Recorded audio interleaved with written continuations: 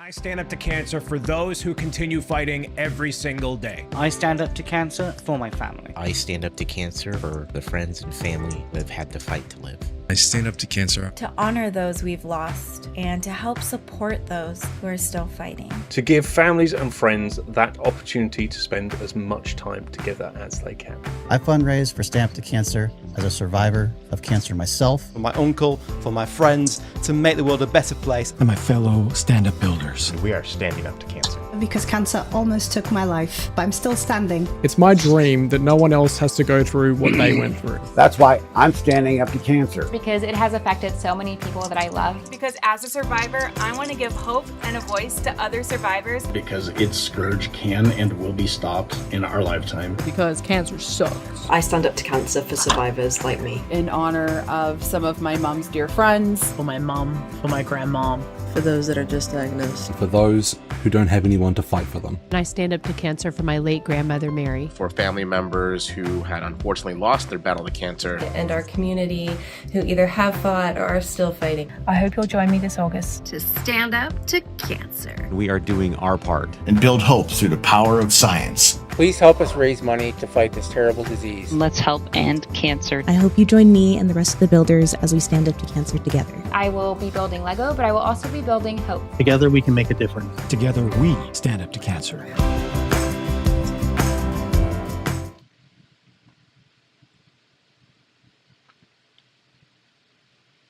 Hello, friends. Happy Wednesday. I am excited to be back with you again this Wednesday, not only for our regular weekly Wednesday live streams, but also, as you just saw in the video, we are standing up to cancer this week, August 5th through August 15th.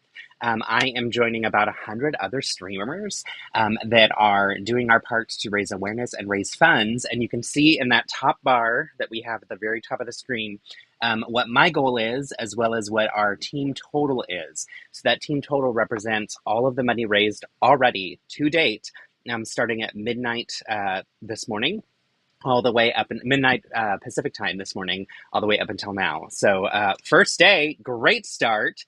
You can also see up, let's see, which finger is this? Up here, that's going to show you my top donor from my link. So Enrique, thank you. I don't know if you knew this, but thank you. And I'm glad to, let's see.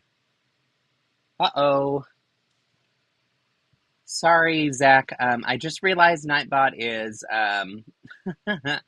saying that you're spamming with emotes.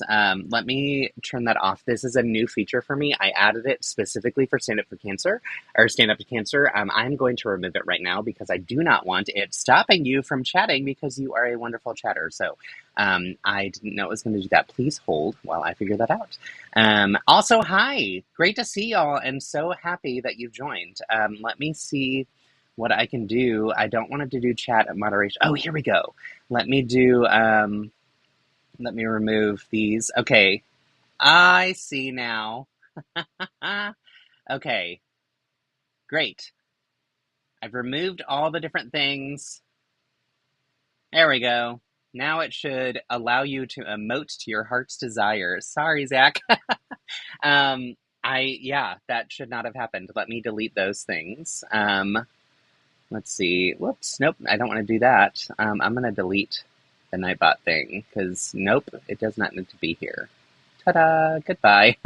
Yay. Okay, cool. Anyway, I am joining this group of streamers. There are over 100 of us on Twitch and on YouTube. I am just doing on YouTube because Twitch would be new for me and I need to figure that out before I dive into that. But very excited to have y'all. So my hope is we get some new friends in the stream today. And my hope is that you can help contribute towards donating if you want to, if you have the ability to. I get that not everybody does. So that's also perfectly fine. One thing that you could help with is if you want to share the link to this live stream on your social feeds and encourage others to join, that's just as valuable as you donating out of your own pocket. I set my goal for $500. I was told that that's a very low goal. To me, that's an achievable goal, but it's something that I wanted to test it out and see what our community can do. So again, no pressure. If you don't have the funds, I get it. It's totally fine. If you can help with encouraging people to join the stream, that'd be great.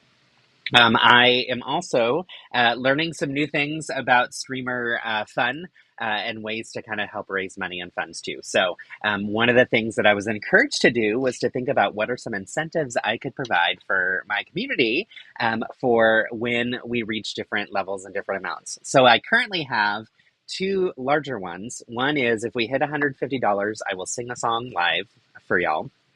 I don't know. That was like one when I was like, I can do that. Sounds good. Another is if we hit $250, then I will commit to creating more of the Animal Crossing furniture that I had created from the game. So in Animal Crossing, if you didn't know, at the beginning of January, they did a new release, which made me so happy because I'm an OG Nintendo Switch player. I don't have the Nintendo Switch 2 yet, and Animal Crossing is my jam. But they introduced Lego furniture. And so I went in, figured out how to reverse engineer build them. I created free instructions on my website for about 4 or 5 of the different pieces of furniture, but I've been meaning to create the other ones, and I keep putting it off and keep putting it off. So if we get to $250, I will commit to doing that by September 1st and having them up on my website by then. If we don't hit that point, I will eventually get around to it. So it will happen someday, but that's something that you can help us do. Those are the only 2 incentives that I started with. So if we hit these milestones, 150 and 250, then from that point on, I will continue to add additional milestones and additional incentives that we can unlock. Another thing that I'm committed to doing for today is if we get to $100 donations, I will wear the silly Pikachu hat for, I don't know, let's say 15 minutes of the stream. So if you want to see me wearing this silly Pikachu hat, hit up the donations and we'll see what happens. There may be other fun things that I add into. This was all planned basically last night. I was prepared. I signed up to do this like a couple months ago and didn't jump into setting it all up until yesterday. So thank you to the Stand Up Builders for all of the help and support that they provided to get me up to date and ready to go for today. On next Wednesday's stream, I have some fun games that we'll be playing as well. So I'll have a week to prepare for those. And those games will also include some additional incentives. So one example is I need to find mittens in my house, but I will plan to build some Lego with mittens for 5 minutes if we hit a certain mark next week on that stream. I couldn't find the mittens today. I also have some fun onesies that this room gets really, really hot, but I need to pull them out. So that'll be for next Wednesday as well, where if we hit certain amounts, then you can pick the onesie that I have to wear for a little bit of the stream as well. So like a Care Bear one, a Chewbacca one, and an Elf on the Shelf costume that I made for Halloween a couple years ago. So if you'd like to see those, tune in next Wednesday, and we will also add those incentives in with the fun games that we're playing next week. All right, let's dive into continuing what we said we would do, which was building out our, I almost said Pikachu, building out our Pokemon. So we have all of the Pokemon Smart Play sets. We've gotten through quite a few. Let me switch to the other camera so you can see both. Here we go. Oh my goodness, Charizard, your face is missing. Let's slide you over here so people can see. The last week, when we were doing our live streams, actually no, it was Saturday, wasn't it? I forgot. I did this on August 1st, the day that I could. I started out building the Charizard set. I got about a third of the way through Charizard, so I finished building him off stream, but I didn't continue any of the others. So here is the Charizard for our friends who wanted to see Charizard.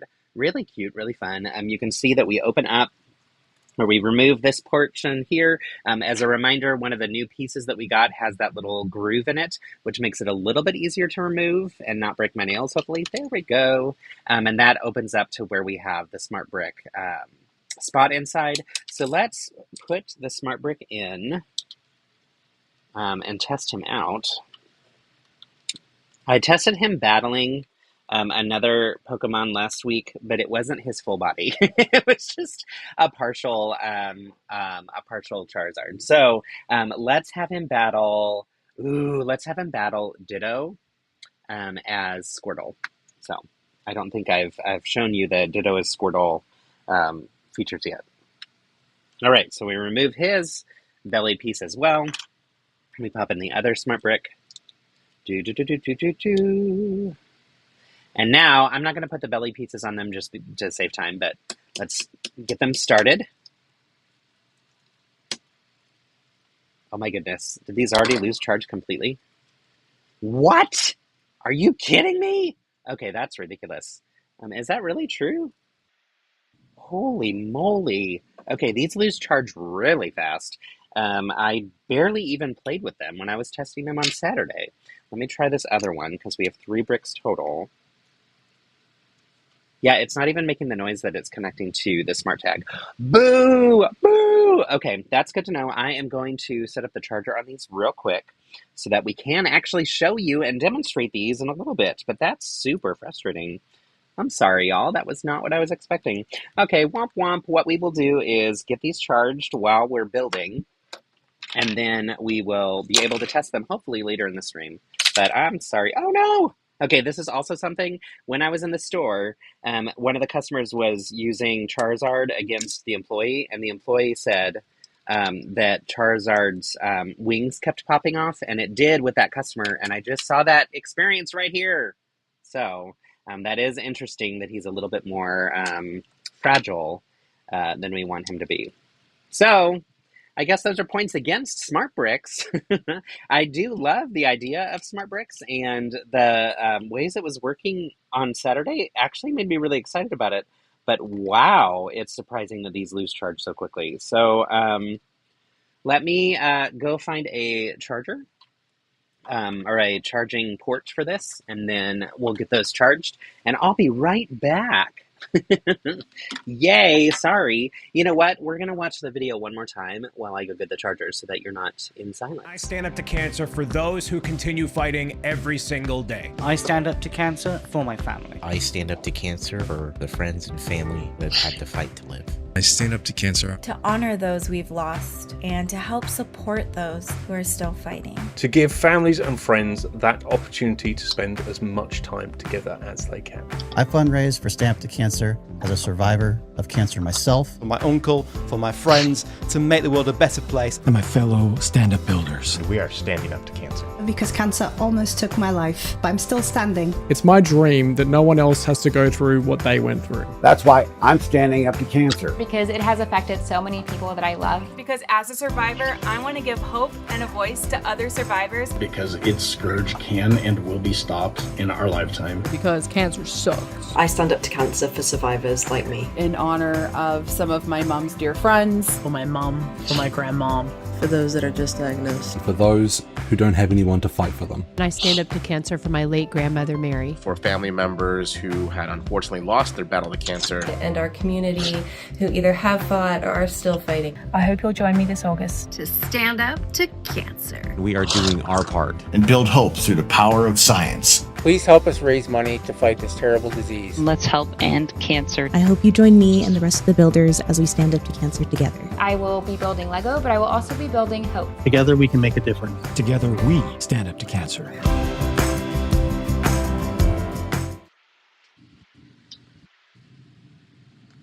All right, we are back. Those are charging in the other room. I also learned that the charger can hold up to 2 smart bricks at a time, so 2 of them are charging, which means we'll be able to battle with them when I get them back. But oh my goodness, that was really disappointing, and I'm sorry that happened. But also, this is part of reviewing Lego sets, right? This is what we're looking at is how well do these things function. What I will say is when it functions well, it's pretty darn cool. I've been impressed with it, but yeah, that is surprising, especially knowing that kids are going to play with these nonstop, I would assume, and are probably going to be pretty disappointed when their smart bricks don't work right away. So Let's just focus on the builds for now. Charizard, let me move my face off of this picture. Charizard is adorable, y'all. I am a big fan. I think that it was really well built and well designed. In comparison to the larger brick built one that we have, I think they did a decent job with like the face shape and printing and such. The size is interesting for kids to have to hold on to and like shake and when they're competing with others. This one, as well as Lapras, that's what y'all had said, right? This one, as well as Lapras, are both a little bit hefty for kids to have to hold on to. But I would say Charizard in particular, because the legs and tail get in the way, make it a little bit more challenging to hold for little hands, as opposed to like these little guys that are so freaking cute. Fell over, but also he fell over because this room is not level, not because he can't stand. So not gonna lie, we do have some issues with this room not being perfectly level, which is the joys of homeownership, y'all. Okay, let's continue building more of these beasts. I'm going to finish out the set that we were working on last week. Let's see, it looks like they have a 45-minute battery life and then take around 2 hours to fully charge. Holy moly, y'all. That is disappointing. So it is 1:53 now. We will take a look at them in not too long, I guess. Let's see, I'll go test them maybe an hour from now, and we'll see. Honestly, we've got some building to do, so it's fine, but it's disappointing because, yeah, obviously, I wanted to show you it working because it's cute. This set, the Charizard set, also comes with this little feature that's a fun little flame type battle station area, which we won't be able to test right away, so that's a bummer. And then it also comes with my fave, Jolteon. And when I say my fave, I mean any version of Eevee that we can get is my jam. I love me some Eevee. So cute. Eevee, for those who are not Pokemon peeps, who are still joining the stream, so thank you, is this adorable little Lego friend, which I think all of y'all know by now who Eevee is, because you know me, and you also saw me build the bigger Eevee, which is so cute. I really love Eevee, but also Eevee has a whole bunch of different evolutions that we call evolutions because they're Eevee's evolutions, and they're all different based on different types of Pokemon. So Jolteon is a lightning type, which is a lot of fun, which hence the name Jolt, like a jolt of lightning. Charizard is a fire type as well as a flying type, and that's because it's a dragon. So, you know, fire and flight makes sense here. And yeah, Eevee is, what do we call it? I don't know what we call it, y'all, when it doesn't have a type, when it's just like the star on the cards when I'm playing the game. Can anyone remind me? I forget.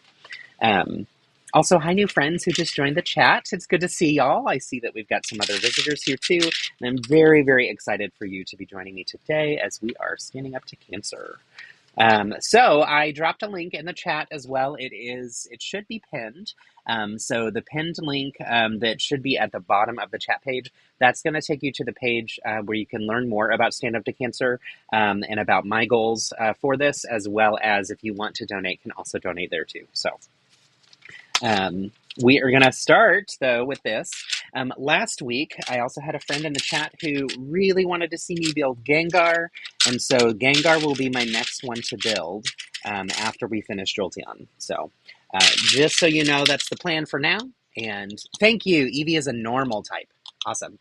Hi, King. Good to see you. Thanks for joining. And as people donate to using my link, I believe we should see some different things pop up on the screen. If I did this correctly, again, this is all relatively new to me, so I am having so much fun learning and so grateful for all the people with Stand Up to Cancer from the Stand Up Builders group who helped me get set up for this. Also, in that video, I've now watched it 3 or 4 times. One of my favorite things is hearing Jean say, I will be building Lego, but I will also be building hope. Jean is a dear friend of mine. She's wonderful. She's here in Austin, which is great because we get to have coffee dates sometimes. She and I just hung out with some Lego employees and folks here for Brick Rodeo, and we were also with Amasaurus. down in South Austin, which is kind of an old part of Austin that's a little bit more classic Austin for people who've lived here for a while or who haven't lived here before. And we wanted to show the LEGO employee a really good time and a very traditional Austin experience. So had a lot of fun. And Gina and I also went to karaoke. And she is a fantastic singer, which is a lot of fun too. So good people all around. The other thing is if you want that donation link, just put !donate. All one word, no spaces in the chat, and that will automatically generate the link for you. So if you do that, it doesn't require you to donate. It just gets you the information so that you can read more about it, read more about my goals, and yeah. The other things that's really cool with Stand Up Builders is there are a number of people who have donated prizes, and those prizes unlock at different price points. And so you'll see in the top bar, right now our total as a team is $19,000 since this morning, which is wild to me. Anyone who donates $10 or more gets a entry into every single drawing for every single prize that you can find if you go to Stand Up Builders Team on Instagram. Each of the posts, the recent posts, tell you all the different prizes that are there. And at what price points they unlock. Prizes will be drawn after September 1st, and then people will be contacted about who won what, so that they can get you your prizes, which is really cool. And today, in particular, anyone who donates $10 or more gets entered to win the trio of, like, the massive Pokemon set that, if I angle this up, is right up there. So the one that, if y'all remember when we did our Pokemon week and we built out the Charizard, Blastoise, and oh my goodness, I can't see, Venusaur, when we built out those three in the huge set, that is only available for people who donate $10 or more during the first 24 hours of the campaign. So our friend Enrique donated $50, which means 5 entries for that specifically, but also for every single prize that will unlock at all of the different price points. And yeah, it was really cool to see and learn about how the prizes work. And how many people were generous enough to donate something. It made me really excited for future me being able to do that in the future. I don't have any specific prizes that are physical, but that's why I included the incentives of, like, adding in some digital instructions and that kind of stuff for me. So yeah, really excited though. And that was actually the big one was donated by Briggs O'Brien, who is the creator of Stand Up Builders. So he 5 years ago set up the team of Lego and gaming streamers to help raise money for Stand Up to Cancer. And this is the 5th year, I believe.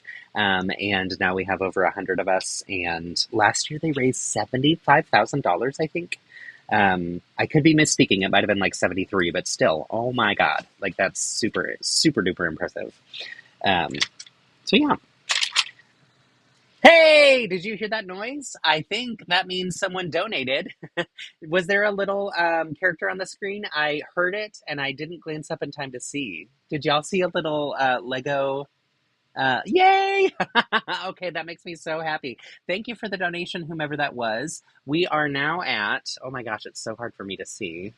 You know what? I'm going to open up my Tiltify page so that I can see it better there, because I need to know when we hit the different milestones so I can do what I said I was going to do. So let me look at my campaign. Here we go. Y'all, we're at $70. That's awesome. Thank you so much, whomever that was. I believe... Here we go. Donations plus. Awesome. That was from Brian. Thanks, Brian. So cool. Really, really cool to see. So, like I said, if we get up to $150, I will sing a song. And then if we get up to $250, I will commit to getting those instructions up by September 1st. And then once we surpass that goal, I'll come up with other incentives. I had been debating also doing some additional instructions for other builds that I've made that people have asked for. So that's been in the back of my mind, but we'll see once we get to that point. And also, if I can get some feedback from y'all on like what types of things you'd like to see, that'd be helpful too. But so grateful for people contributing and helping out. Y'all are wonderful. Y'all are super wonderful. And if your contribution, again, is to be in the chat, say hello, encourage others to participate, share the link with friends to get others to join the live stream too. That's also perfectly fine. I love any type of way that you can support, whether financially or not. So no pressure if you aren't in a situation where you can financially give. But if you are, yay, thank you. So thanks all around. I love our community so much. We have such a wonderful group of folks here who join every week. And I really, really appreciate y'all so much. It's made these streams be so much fun.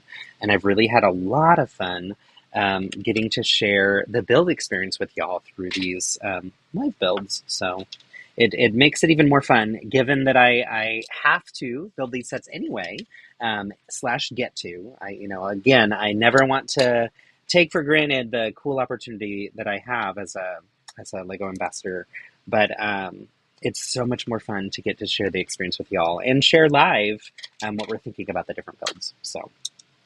And I will also try to be faster so we can get through more of these, because I know that y'all are interested and excited about, or some of you at least are interested and excited about these Pokemon sets. So, yay. Cool, cool, cool. So yeah, what are y'all up to? What's new in your worlds? Anything fun and exciting? I've been preparing for upcoming conventions. So we just had Brick Rodeo, which I know we talked about last week, which was a lot of fun. Wonderful experience hanging out with some good friends, some of y'all, which was great. Getting to display lots of things. I think I had shared with y'all last week that I registered 11 mocks. And my husband registered 3 of his own. So technically, 2 of my 11 were ones that I did collaboratively with Philip. And it was super fun to get to display all the different things together. And part of why we both registered so many is because we live so close. So it was easy to drop them in the car and just drive them right over. So yeah, it was a lot of fun, though. We had a really good time at the convention. And now I'm getting ready for the next one, which will be Brick Slopes for me. So Brick Slopes will be in the end of this month. Is anybody else going to Brick Slopes? Zach, I think you are, right? I know we've talked about it. But anybody else planning to head there? I'd love to see y'all. I know last week, too, I had asked Zach, and he followed up with this, which is great, to remind me that at future conventions, we need to do some type of meetup of the folks who hang out together and know each other through my build community. So if you're going to Brick Slopes, please let me know and let Zach know, and anybody else too, so that we can all get together and take a photo and chat in person. I know many of you in person, but I also know many of you only through the internet, which is a lot of fun. So, okay, almost done with our lava type build, I suppose. And unfortunately, because the smart brick is still charging, I'm going to give it a little bit more time just because I don't want to be disappointed. So we'll get that charged up a little bit, and then we can actually test out these features to see what happens with these play features.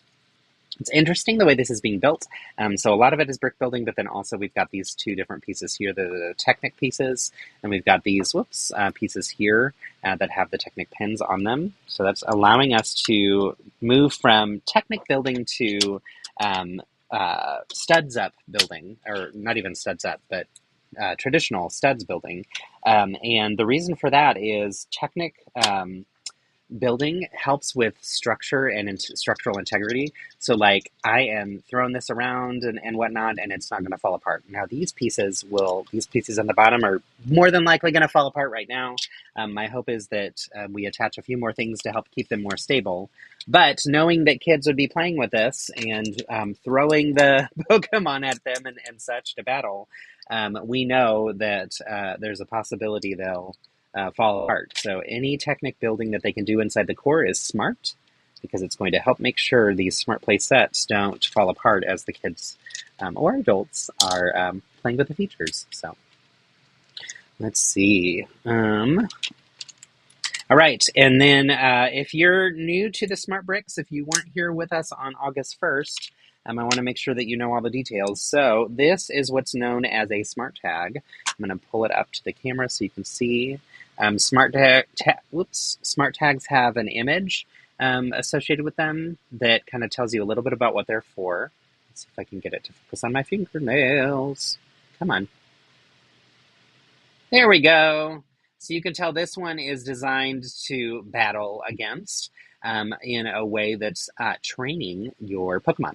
And I love this because I learned actually from the Tips and Bricks post today on Instagram that when they battle using these different stations, so this one as an example that we're building, but then also in the larger Pikachu set, here's a battle station 2. These battles allow for the Pokemon to gain XP, which makes them stronger when battling against other Pokemon. So I didn't realize that it was actually smart enough to know what it was doing in that way, which was pretty cool to find out. So you know that your Pokemon is gaining XP when it's gaining XP when it turns green. And you know that it's losing XP if you're in a fight when it turns red. So the sounds that they make during fight and battle play a little bit of the song that you'd expect to hear with fight and battle, which is fun. And as you're battling, you can hear like them hitting each other, and you'll see it turn red or green. And eventually they faint or pass out because they got hit too many times. So it is cool to see the capabilities of Smart Bricks. I think they've done a good job improving on the original release of the Star Wars ones. I think these are better. These are better than the Star Wars ones for those reasons. But I still know that lots of people are on the fence about them, and I get that. So, all right, here are the 2 targets that we're going to do. So these targets, whenever you're battling, have that printed Pokeball on them, which is really cool. And I do love that they're printed as opposed to stickers, because that would be too great of a sticker issue to have to deal with. And this is pretty interesting because we're getting 2 of these, and you can see that when you hit one, it bounces the other one forward. So that's a pretty cool technique for play. One of the things I really love about this is it's also a build that's designed for interaction and play. And the reason I love that is a lot of the builds that I do are more designed for display. And so it's neat to see how you build in play features. So like, for instance, you can see if I hit one, it's going to bounce the other one towards me, and vice versa. Very simple, but a neat approach there. Luckily, now I know I should start charging my Smart Brick. Yes, unfortunately. 100% agree. Just now received my Pokemon Gen 1 starters. Yay! Awesome. Yes, you should charge your Smart Brick. It does say when you go to the website, so you have to download an app for it. You don't have to use the app while using the Smart Brick, which I think is a huge win. One of the biggest complaints that we saw with the video sets was that it required you to use the app in order to participate and use them. And a lot of parents were like, I want my kids to have less screen time, not more. Why are you adding this to play? So I think that was partly why video and hidden sides didn't succeed as well as they wanted them to. And I think that was a win here in the way that they chose to approach the Smart Bricks. I think that was a smart decision on their part, for sure. But anyhow, you download the app, and part of that is to make sure that you can update your software too. So you need to make sure that your software is up to date on the Smart Bricks. And as they come out with additional Smart Brick capabilities, since these will work across other IPs, you'll need to continuously update them over time. And it's supposed to be a very easy fix. I haven't had to update mine yet because these come already ready to go. But if you have the Smart Bricks for the, what do you call it? If you have the Smart Bricks for, I missed something. Just a second. What did I miss? Oh, that's what I missed. Okay. If you have the smart bricks for Star Wars, you'll have to update those to work with the Pokemon ones. And once you have it updated, it works fine. Jay's Brick Blog did an awesome video showing some Darth Vader smart tags used with our adorable Jigglypuff. And it was very, very funny. It was Dark Jiggly, which I thought was super, super cute and ridiculous. So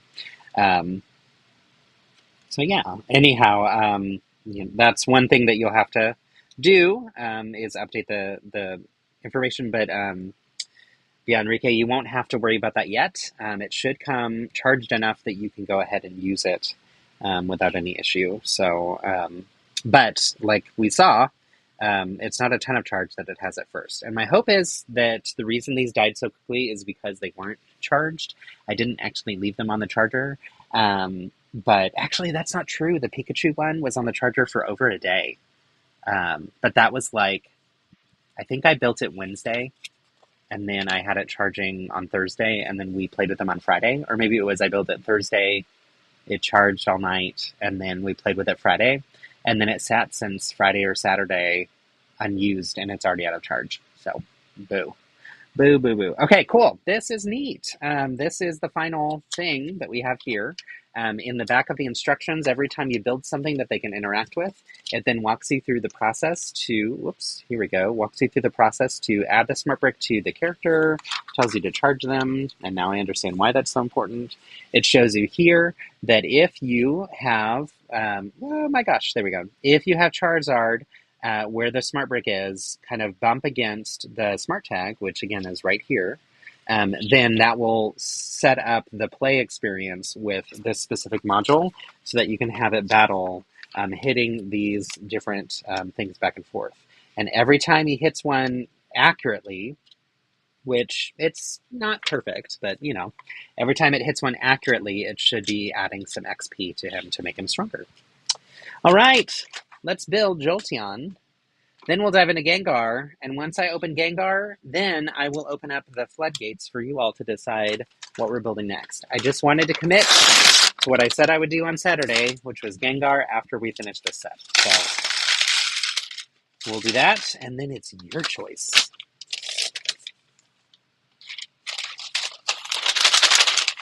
Unless someone wants to donate $10 and then say that we're not doing Gengar and choose a different one. If you donate $10, you can decide what Pokemon I build next. And if you don't, then I'm just going to move forward with my choice, which will be Gengar. All right, here's a smart tag for Jolteon. Look at how adorable. Once it focuses, I promise it's adorable. Come on, focus, camera. You've got this. You've got this. Oh, it looked like it was trying to. Oh my gosh, y'all. There we go. There it is. I love the little kind of sparks behind it. It's super cute. And I like that it's yellow to indicate that it is a lightning type. There's also the lightning bolt symbol on there, and it says hashtag or number 0135, which is the number for Jolteon in the Pokedex. Right, Charizard, you've got to move. You're a little too big for your britches. By that, I mean you're a little too big for this part of my desk that's getting real cluttered, y'all. Also, like I mentioned, I loved what Jean had said about building Lego and building hope. And I would also say Jean is also a part of Stand Up Builders and is streaming right now, too. So if anybody wants to hop over to her stream and say hello from Justin and that I hope her stream's going well, feel free, but just come back, please. I'd love to still have you here and joining me, too. But of course, support all the friends in Stand Up Builders because we've got a whole bunch of great people here. So, right, let's build a face first, which is cute. Enrique, which of your Pokemon starters did you get? I know you sent me a screen grab that showed some of them, but I forgot already. Also, if you are Instagram friends with me, you probably saw in my stories that I was building Rayquaza and building Rayquaza while watching RuPaul's Drag Race. So Philip and I decided that Rayquaza is a drag queen, and she's fierce, for sure. The set was really a great build. It is, let me switch cameras real quick to show you.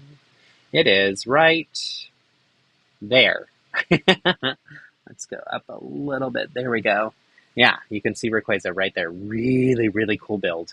The set had 6 bags that were just the base, and the base is beautiful and has some great cloud builds to it, which was really cool.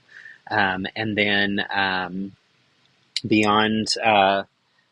the clouds, Rayquaza was also an interesting build as well. So let's see. And I'm seeing Classy Mick83, Classy MC83, asking if I can do Mewtwo. So if we get a donation of $10 from someone that wants to say that I should do Mewtwo next, then yes. If not, I am going to move forward with Gengar next. I will promise to eventually get to it, because I'm going to build all of them. But yeah, that's how we're going to make the decisions here, as we're supporting the Stand Up to Cancer efforts to raise funds and awareness there. So you got the set with Squirtle and the Go-Kart, Bulbasaur and Bidoof, and the one with Charmander and Geodude. That's awesome. That is really fun. I don't have any, I haven't built any of those yet, actually. I was going to say I have, but then I realized what I was thinking was Squirtle, and that's because I built Ditto as Squirtle. So have not built any of those yet, so those will be fun to do here, hopefully today. So all the babies, I love that. Yes, all those starters, which are so cute. The Eevee one is my favorite so far. No, that's a lie. My favorite so far is Jigglypuff. So freaking cute. Like, this is just stupid adorable, right? And I love the rounded shape, and I love the, like, squared off rounded shape. I'm actually a big fan of the design that LEGO went with for these. I think it was really smart for them to do. And so, you know, I think that's super fun to get these characters. You know what? This may not be the face. I was thinking it was going to be the face, but not quite yet. Also, I love this piece, and it's going to be super useful for some different Technic type building and fun. It's interesting to see some of these parts that, like, I think I saw that part already earlier this year, but we're getting such a huge volume of a lot of them. Ooh, y'all, look at the eyes. Oh, so cool. Anyhow, we got, we're getting a large volume of a lot of new parts in these sets. And I like that we're getting them in lots of different colors. So my favorite piece so far is the ears that you see for Jigglypuff, which I think I've clocked are coming in at least 3 different colors. So I believe, if I remember correctly, we're getting them in orange, which come in Arcanine, pink for Jigglypuff, and green for Sprigatito. I don't know if that's actually the name. What's funny is every time I hear Sprigatito, my brain goes to a song from, what's it called? A song from,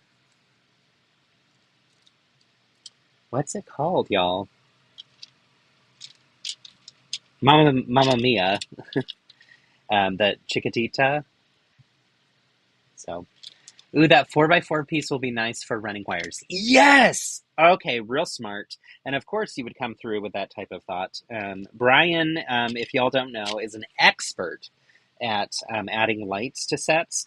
He is a fantastic builder of microscale and has built to scale a huge portion of, and also in the grand scheme of things, probably a small portion of, but still a huge portion of Houston, Texas in microscale. And they are beautiful. If you don't know him yet, you should get to know him. He is a great guy and a good friend of mine from the Lug.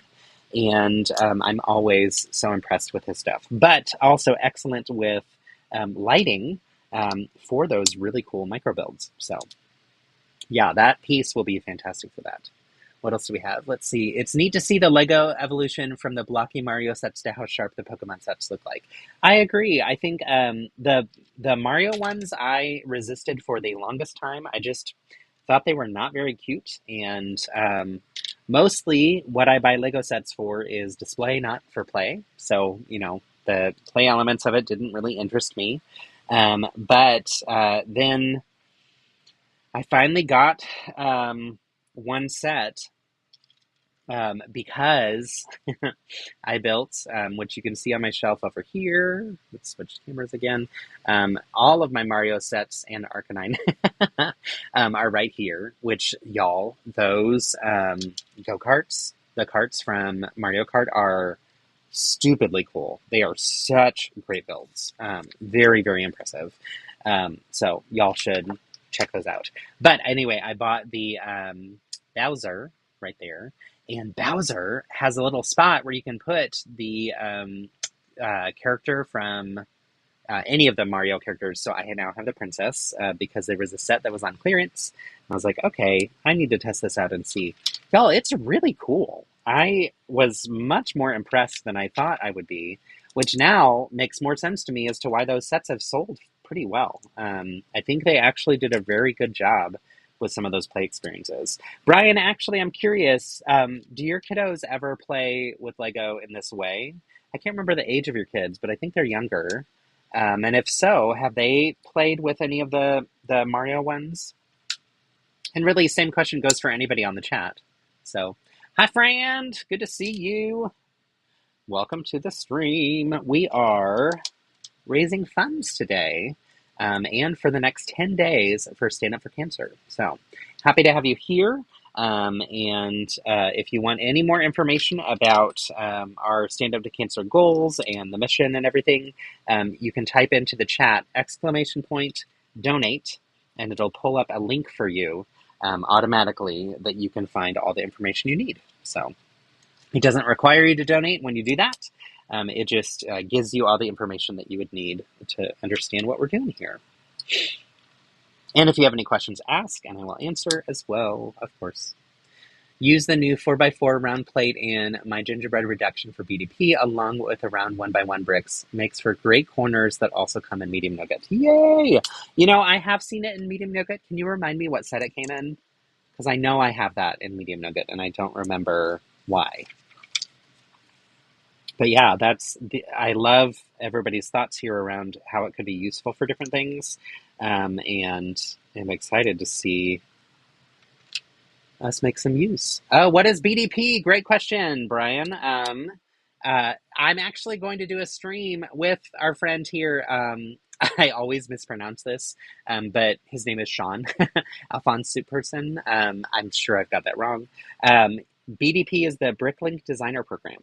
So when you see those sets that are like weirdly limited in availability and you have to pre-order and all that kind of stuff, that is through this process. Bricklink works with designers to get a select few, works with everyday Lego AFOLs to get a select few sets each round that can be crowdfunded and people can buy them. And our friend Sean here has entered a number of times and is entering the next one. So I asked if he would be interested in joining me on a future live stream to talk about this so that more people can know. Because also I know like this much about it.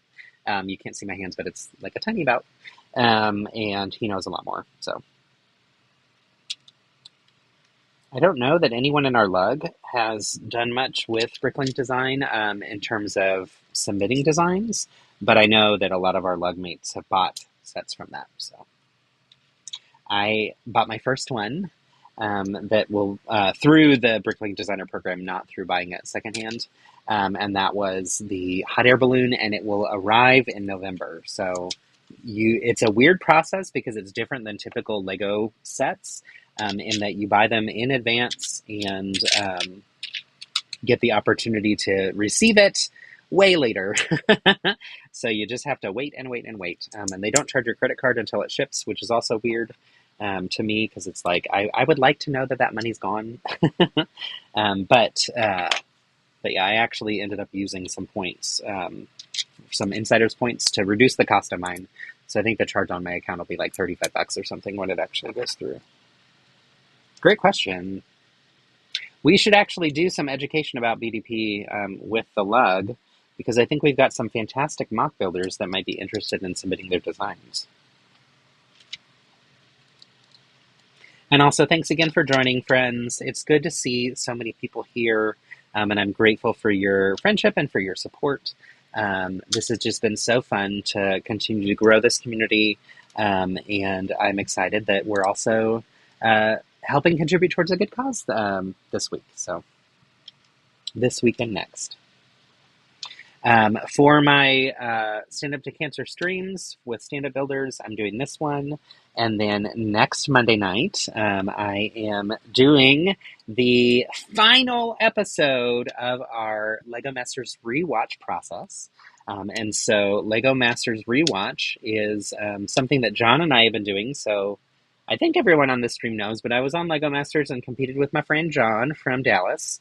And he and I have been rewatching our season 5, and having live streams with some of our previous castmates from the show each week, and we are finally hitting that finale moment. So excited to have that as a part of this fun Stand Up for Cancer streaming as well. Like, the timing just worked out perfectly. And I'm going to make the people who are panelists do some fun games. So it's going to be a little bit different than the other ones we've had, but also lots of fun. So if you want to join, that'll be next Monday. And then next Wednesday, we will continue our regular weekly live streams like we're doing today. However, I am planning some games for y'all that we'll be doing during the stream as well. So it'll feel a little bit different too. So, you hadn't realized you could use insider points on BDPs. Yeah, so that's newer. And that's because LEGO owns Bricklink now. They have a partnership there. Not a partnership, they have ownership now. And so through that, they were able to improve a lot of the processes and connection with LEGO directly. And yeah, that's exciting. Okay, here's the start of the face. It kind of looks like a horror movie to me. So, you've only bought one of them, Pursuit of Flight. Ooh, that's a beautiful one. There have been some really good ones for sure. All right, one thing I also love about these Pokemon sets is, for the most part, it's not stickers, it's all prints.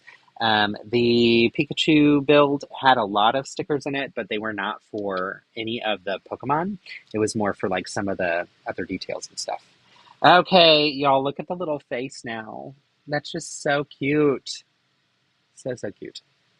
Let's see. Mew, Lapras, Bidoof, Bulbasaur, Tony Chopper, and the big trio Pokemon. Oh, those are the ones that Medium No Good comes in. Awesome. I mean, I just did. Oh, that's why. Yeah, I was going to say I knew it came in Medium No Good. That's because I literally built this on Saturday. I already forgot, y'all. For those who've been parts of my streams for a while, you know that my memory is not always the best with things like that. And that's okay. I appreciate that others like to help out and support me in my memory lapses. Okay, look. Sorry, I just screamed at y'all. Look. So we've got the smart tag, and now we have the little kind of puff of chest fur that's covering it up. I like to show where that is because it gets hidden, and honestly, I like when it's hidden. I think these builds look really cute as you put them together, but I also like to show you this is what you can expect as you're building it. And now we can attach, and we'll get more of the body connected. If you didn't notice, we put an axle in here, and that axle is going to help with making sure that it doesn't fall apart as kiddos are playing with them. It makes it harder to connect, but once it's connected, it's good. So, oh, okay, good to know. Just warning, don't use credit cards for the BDP as the pre-order system with them is wonky with the canceling the charge. That is good to know. I feel like, are you suggesting then only use a debit card? Because I don't know another way to do it, to be honest. I don't remember which one I used. I think I used my credit card, though, so I'll have to keep an eye on it for sure. But I did get the confirmation email and everything about how it went through and that it would ship sometime in November. So I'm confident that it'll arrive, but I will keep my eyes open for that. So thanks for that.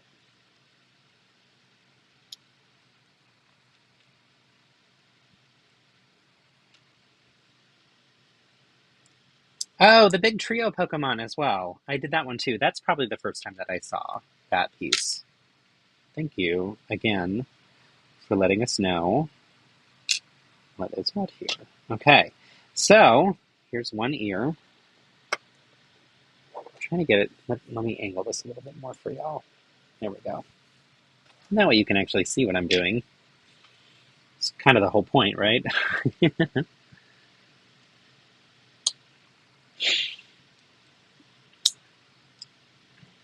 Y'all, I'm so proud of myself. I have been talking for weeks about wanting to improve my OBS, and OBS is the software that I use to put all this together so that I can use multiple cameras and everything. And I've been telling y'all that each week when I go and get more coffee and take my little coffee break, that I was wanting a little thing to show up that would show that there's a coffee break happening, and specifically with my favorite minifigure, Larry the Barista. So I have a treat for y'all today when I go get coffee. And it was like, I was stupidly proud of like, hey, I did it. Oh no, y'all, I messed up. Oh no. Okay, let me figure out where I messed up. Y'all, I still have this piece, but I should be done with this bag. Dadgummit. Also, okay, I figure out where it goes, but like, because it has that, okay, this isn't as bad as I thought. Okay, there we go. That was stressful. Unnecessarily stressful, y'all. Let me fix this. Okay. Not as stressful as I thought it was going to be, but still. It kind of freaked me out a little bit. Where's the brick separator? Here we go.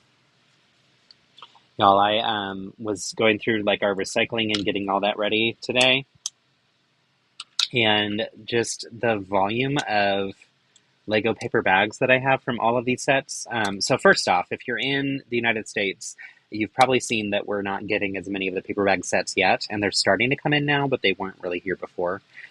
Well, now they're starting to come in more, which is great, but the sets that Lego sends for review typically come from Denmark, and those have paper bags because they started with that in that facility already. But the volume of those paper bag things to recycle, it's like, this is ridiculous. And then also the boxes that they ship everything in.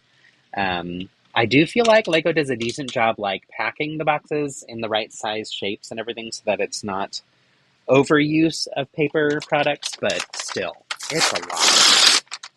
Our recycling is always full. Again, not complaining. I'm still super grateful for the sets from Lego, but yeah. So. Okay, you're saying not credit cards in particular. That's good to know. Okay. Oh, gift cards. Okay, that makes more sense. Okay, yeah. Okay. I found my experience with using the insider's points worked okay. So my hope is that that's true and I'm not giving people bad guidance, but good to know about gift cards, that might be not as great of an experience. So, all right, I'm having to use these fun chipped off pieces that always throw me off because I always get confused as to like which one is left, which one's right. For some reason, my brain, even when I look at the picture, I have to stare at it for a very long time to figure out what is what because I just can't ever seem to grab the right one. But I love them. I think they make a big difference with the shaping. So, all right, let's see here. Let's put this here. So it looks like this will be the front tufts of fur, maybe. Maybe a little bit more fur. Oh no, it's the back. Okay, that makes more sense. So this is going to be kind of like what goes around the neck. So that's pretty cool. That's some fun dimension.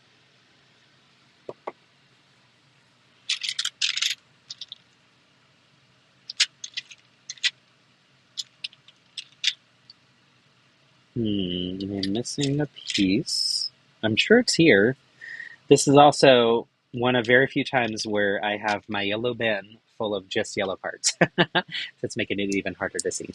Which Pokemon set has been the most fun for you to put together so far? Probably Lapras. I loved the build here. It had some really interesting curved shapes to it for the shell, and it just was a really beautiful and hefty one. The Pikachu set itself is actually pretty cool in terms of the whole structure of it. So that was pretty neat to see. But yeah, Lapras is probably my favorite of the Pokemon that I got to build. So, plus it came with Eevee and a little raft and treasure chest, and there's this little like adorable beach scene that comes with it too.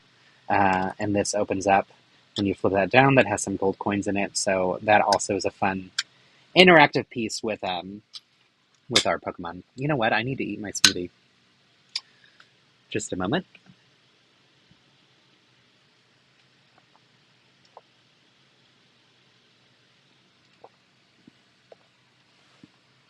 Philip and I do smoothies most days for lunches because they're easy and healthy, and one of us can make them for both of us real quick between meetings and stuff. So I get tired of them after a while, but that's okay. It means that dinners can be more fun. So. And usually I try to eat before the streams, but today has been busier than normal. Now, last night I stayed up until 2 a.m. so that I could finish photographing and sharing or scheduling the Shrek stuff, to the Shrek minifigs to post today. That wasn't the only reason. There were a lot of other reasons that I was staying up late, but still, I was like, y'all, this is not okay. I need to not be up this late. I made this morning a little bit rough, to be honest. So, all right, little tail feathers. Shake your tail feather. I feel like with the live streams of these Pokemon sets, I was hoping they'd build faster.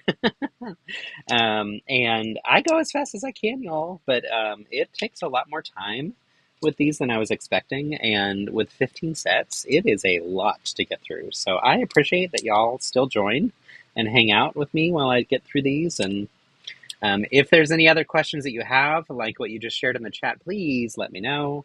The whole point here is to let you know what the build experience is like and answer questions you might have. So, plus just to hang out, because I like hanging out. So, another thing that I've been working on is trying to get through finishing some of the builds that I started on live streams, but that I didn't ever get around to finishing. And so that's been another fun part of this journey. I've got a few in the kitchen that are mid-progress, and I'll eventually get there, but still aren't there yet. Okay, here we go. I love this. The tail of all of the different evolutions are really, really cool. They usually have some interesting components and pieces and things to them. And this one, it's interesting that like these two, because they're so close, oops, you can't see, these two can kind of spread apart a little bit, but not fully, so. Yeah. All right, and then we'll get to some legs, and then we'll move on to the next set, which is exciting. And actually, before we move on to the next set, I'm going to show you all the ones that are left, so that you know. And then if anybody wants to donate to dictate what I do next, you can. And like I said, the donations for today, in this first 24 hours, also get you added for the big purchase, or the big set of the trio of Pokemon that Brian has donated. So, Bricks O'Brien, if you don't know him, he's a great guy. Very friendly. We actually had him as the keynote speaker at Brick Slopes last year, and that was really great to get to know him better and talk with him in person. He's really a good person. So, if you haven't heard anything from people having problems with the insider points but wonder how your balance is, did it get permanently removed or did they get added back? That is the only thing that you would wonder. Need to modify the Big Eevee and Big Pikachu to use the Smart Brick. Yes, I want to. That's actually something I plan on doing. So, yeah, I think it'll be fun. And silly and like purposeless, but I love that. So I actually hadn't thought about Pikachu. I was only thinking about the Eevee, but yeah. Also, if I wanted to, I guess I could do the modification on the big Charizard. But that would be like, that's almost pointless. I feel like that one in particular, you don't want to shake it around too much. I think the others might handle it a little better, but maybe not. I don't know. So, but that's funny. Yeah. Yeah, anyway, it was nice to get to know Brooks O'Brien there, and that's actually maybe how I first heard about the Stand Up to Cancer stuff. Can't remember if it was from that or maybe I saw it last year online, but the reason that this is important to me, I haven't shared this with y'all. I have a lot of family, and I'm sure everybody could probably even say the same thing, right? But I have a lot of family that have gone through different cancer diagnoses, and some that have passed away from cancer. And so, you know, my grandmother, my paternal grandmother passed away from cancer when I was 3 years old. I actually do remember going to her funeral very, very vaguely and being really confused as to what was going on. And my father and mother and maternal grandmother have all had different types of cancers. I've also had a family with a history of skin cancers. And that's something that I always get checked for because of the prevalence that it's common in my family. I had a little bit of a cancer scare myself when I had a skin issue that they had to do a biopsy to check on. And all of this, just like it really, when you experience it yourself or have family that have experienced it and you're directly impacted in that sense, it will surprise you the number of people that you know that have dealt with or navigated their own diagnoses of cancer. I feel like that's true for most things, that like you don't know anybody who blank, and then all of a sudden it happens to you and you're like, holy cow, there's so many people in this world that just, we've never talked about it or whatever. So I think it's important for people to be, if they're willing to, and I get that for each person, you know, your health journey is your own experience, but when people are willing to open up and share about their experiences, I think it's helpful because then it helps demystify things for people. And it also lets people know they're not alone. I remember being so scared with my mom's and my dad's cancer diagnoses. My mom, it was when I was in high school, my senior year of high school. And my dad's was just after I moved to Austin, Texas. They were living in Arlington area at the time. And I remember going up for his surgery and seeing him in the hospital, and it was so scary. Because I'd never seen my dad that way. So that's part of why this is important to me. And yeah, why I wanted to participate this year. Let's see here. Here we go. All right. Almost done with Jolteon. And then it will have been almost an hour that we've charged those smart bricks, which is wild. The time goes by so quickly, but also annoying that we had to do that in the first place. But yeah, I don't think I'll dive into testing them yet. I think I'll wait a little bit longer to give them a little bit more time to get settled and charged. All right. Okay, what's interesting to me is I'm not used to seeing in a set where we have open studs from a bracket showing. Brackets on their studs have holes in them. And so you'll notice, so as an example, here's a bracket, right? So you can see the studs have the holes right through the middle, which makes them more visible. When you turn it this way, these are regular studs that don't have the holes, so they're a little less visible. And if I connect it here, this actually finishes the build, which is fun. It's really cute, but I am surprised that Jolteon has those openings there, and that they're not finished. That's not what I expected to see. All right, and as we saw before, once you finish, building out a Pokemon, it shows you the kind of cover page, which is like the catch card for it, if you will, that shows the symbol. So here we've got lightning symbol for Jolteon. It shows the name and also the Pokedex number 0135. And then you go through the next pages of the book, and it shows you how to remove the chest piece to put in the smart tag right there. And it also shows you then the different things you can do with it. So wake it up. By shaking it around, you can make it laugh. You can make it rush and fight at others. You can turn it down sideways and it will sleep. You can have it battle against another Pokemon. And you can also just have it interact with and talk to another Pokemon. So, really cool. That wraps up this set. Let me put the instructions somewhere. Okay, I think this is where I was collecting instructions. This wraps up the other all-in-one set. So, as a reminder, all-in-one, we had Charizard, Jolteon. Let me remove my mug off of here so you can see. There we go. Charizard, Jolteon, and the lava type thing for them to battle with and kind of hang out with, or not hang out with, for them to battle and grow their XP. So these three come together. Jiggly, get out of the picture. These three come together, and they come together with 2 smart bricks, which is really cool. So very, very cool to see that this is the set that you want to buy if you want to be able to battle, because you have to have 2 smart bricks in order for us to be able to have them battle. The other set that is an all-in-one set is Pikachu. And let me move this stuff out of the way to show you with that one. Here's the Pikachu set.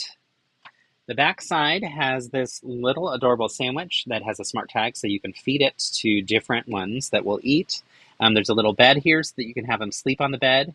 You can turn this up, and you see a little kitchen area, which is fun. And then this is the battle station where it learns to battle. And you can see that it like bumps around with those rubbery joints. On the back side is a smart tag. And then this side over here is the area where you can throw the Pokeball here, and it flips open. And when it flips open, then we'll be able to catch the Pokemon, which is really cool. So you can earn points by catching the Pokemon, and it kind of pays attention to the friction here as well. So really cool sets. This one comes with, again, just 1 smart brick, whereas the other one comes with 2. And so this one alone doesn't let you battle. Also, this one comes with this, which is nice. And I think, if I remember correctly, this spray, which to me looked like a handbag. So I was like, come on, y'all. The smart tag. But anyway, this one comes, I believe, if I'm not mistaken, with the Charizard one. It could be with something else. I'll have to double check. But all of these smart tags work with all of the different ones to play. So yeah, I'm going to read through the chat a little bit too and catch up here. I missed some things. Let's see here. I haven't heard anything from people having problems with the insider points, but wonder how your balance did. So it permanently removed the money from my balance when I did the insider's points. Need to modify the big EV and big Pikachu to use the smart brick. Yes, I think I already read that one, but yes, agreed. And I will be doing that with EV just for fun. I found the Premier Ball at Target. Oh, yay, yeah. So the Premier Ball is one of the 2 poly bags. So this is the Premier, here's the Premier Ball. Here's the other poly bag that's like extra supplies. You found them at Target. It's only a few stores in the greater Indiana area, like 1 North Indy, 1 South Indy, and stores an hour out. Wow, that's nuts. Cancer took 3 of my 4 grandparents. I am so sorry. Thank you for sharing that. Really appreciate you bringing that up. And I know you mentioned that this really touched you personally. And recently took a good friend of yours. Oh, friend, I am so sorry. Big hug. Big, big, big hug. Glad there are improvements in healthcare that help us screen earlier, but we definitely need to do more. Absolutely. I can't agree with you more. It is scary. And I have a dear friend that I used to work with at the university who's been going through her own diagnosis too. I need to check in on her, actually. It's been a little bit since I've checked in on her, but very scary stuff. And it's surprising, again, the number of people that this touches. So thank you for sharing. I appreciate you bringing that up. Charizard's neck is wonky looking. Yeah, it is. I agree. Yeah, truth. No lies there. I don't like the exposed ball joint. I don't either. And also, we're halfway to Justin singing. Yes, you are. And I have had to stop myself from singing twice during this stream. I'm like holding back because I'm like, no, wait, we need to hit the donation amount, like I said. I am going to show you. Oh, yes, I'm going to show you the other sets that we have left to build. And I also had said that I would wear the silly Pikachu hat. So let's say if someone donates $10, I will wear the silly Pikachu hat and you get to pick which of the next sets that I build. And if not, then I will pick. And my pick is going to be Gengar. So if that's what you wanted, no need to donate. But of course, donations are great. So here we have Berry Bash with Bulbasaur and Bidoof. Oh, you cannot see this. Let me try this again. Let me switch to the up-close camera. There we go. This one has Berry Bash with Bulbasaur and Bidoof. So there's some berries that they're going to be catching, which is super cute. I'm very excited for Bulbasaur. Then we have another cutie, Charmander and Geodude's Cavern Clash, which the other day when someone said that they wanted me to build Charizard, I was like, I want to build Charmander first. It felt out of order. He's so freaking cute. I love these little early... I always thought that the normal type meant that they hadn't evolved yet, but I learned today that I was wrong with that. So the first type, I guess, the basic type, I guess is what it is. Next set is Sprigatito, Fuecoco, and Quaxley Battle, which these three were the three first starters in one of the games, if I'm not mistaken. So here you can see the ear for Sprigatito is that green, which I'm so excited for. I hope that we get that green ear on Pick-a-Brick because I want to use that in a very cartoony-like looking tree or plant. The next one, okay, this is stupid adorable. Trainer's Buggy Adventure with Squirtle. Y'all, there's a little car and a little like remote control. Okay, this is really cute. I like the little sandwich on the grill. And of course, we've got Squirtle. So cute. So very cute. Next up, Drone Search for Mythical Mew. Okay, this makes more sense to me, I guess. I saw the drone in the Lego store and I was like, wait, what is that for? I didn't know which set it came with, but now I know. So this one comes with Mythical Mew. I'm going to have to slide these back because, my goodness, there's so many. 3 more sets, y'all. Next up, this one is one that has one of my favorite Pokemon ever in it. So let me zoom this up a little bit, and actually I'm going to move these back so that I can slide it back for y'all to see more. This one is Umbreon, which is my favorite, versus Garchomp. Championship battle, and I love that it has the championship trophy. Umbreon is the one that I'm most excited to build out of that one. Then we have the set that I had planned to do next. Cubone versus Gengar. It's Cubone and Gengar's Spooky Showdown. So this to me feels like a Halloween themed one. And I am ready for Halloween. Mostly because I'm ready for cooler weather. So let me slide that back so you can see that one a little bit better too. And last but not least, this one I am also thrilled about. And in part because I worked at the movie theater when the movie came out back in the late 90s. But gosh, it's so big that it's hard to see. Let me move some of these other ones. Oh, y'all, look, this one has a different type of Pokeball in it. It has the blue with the red stripes. Okay, then we'll slide these out of the way. So you can see, there he is, Mewtwo in the breaking out from the lab, and this one is called Mewtwo's Lab Break. So I'm very excited for that one as well. I currently am planning to do this one next. If someone wants to change that, donate real quick and tell me what you want to see built next instead. I will say that it's unlikely that I will get through all of these sets today because they're giant. So I may have to continue building some off stream, or may have to make another stream set up to do more of these because I would love to get to share them with you live like this. I'm really enjoying that. So let's see. Justin is always the optimist, expecting cooler weather by October. Oh my gosh, right? If only, if only. Ugh, it makes me so sad that we live in this horrifically hot place. I am going to move some things around a little bit on here because I need to make some more room. Yeah, Brian, I'm glad you said that because when I built this the other day, I thought the exact same thing. I really hate the neck. I really don't like the exposed joint here. It takes me out of it for sure. Hey, we got a donation! Wait, did you see a little, oh my gosh, I don't think it's popping up. But still, yay, thank you for whoever donated. Let me see, whoever donated is Anonymous, 75 bucks. What? And another Anonymous for $5. If the Anonymous, I was going to say, if you want to pick what I'm building, that's perfectly fine. You can. But we just hit $150, y'all. Thank you. Thank you. Thank you. And now I owe you a song. Ugh, how dare you? Okay, I will sing a song. I will also wear the silly, stupid hat.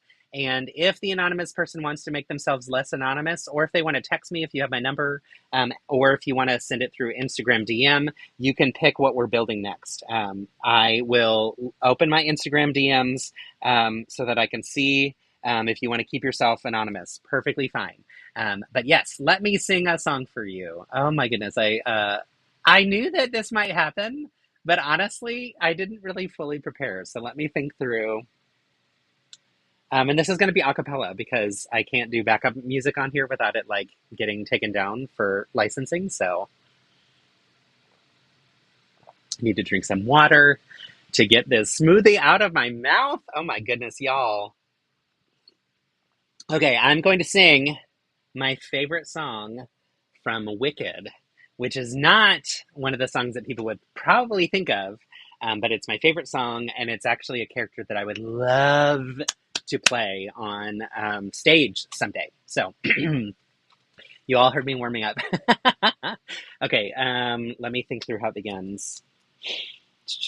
You threw me off. This is so fun. Oh my gosh. Also, I love to sing. It's one of my favorite things to do, but doing it for other people, especially in this type of moment, feels really vulnerable and weird. So, you got me. You got me good. And I'm so happy to do this for y'all. So, okay, I just want to put I almost said ingredients. I want to put the lyrics up in front of me, so that I can read them as I'm singing if I need to. Usually I don't need to reference them at all. But still. I never asked for this or planned it in advance. I was merely blown here by the winds of chance. I never saw myself as a Solomon or Socrates. I knew who I was, one of your dime a dozen mediocrities. Then suddenly I'm here, respected, worshipped even, just because the folks in Oz needed someone to believe in. Does it surprise you I got hooked, and all too soon? What can I say? I got carried away, and not just by balloon. Wonderful, they call me wonderful. So I said wonderful, if you insist. I will be wonderful. And they said wonderful. Believe me, it's hard to resist, 'cause it feels wonderful. They think I'm wonderful. Hey, look who's wonderful, this corn-fed hick, who said it might be key to build a town of green and a wonderful road of yellow brick. You see, I never had a family of my own, so I guess I just wanted to give the citizens of Oz everything. So you lied to them? Elphaba, where I'm from, we believe all sorts of things that aren't true. We call it history. A man's called a traitor or a liberator. A rich man's a thief or a philanthropist. Is one a crusader or ruthless invader? It's all in which label is able to persist.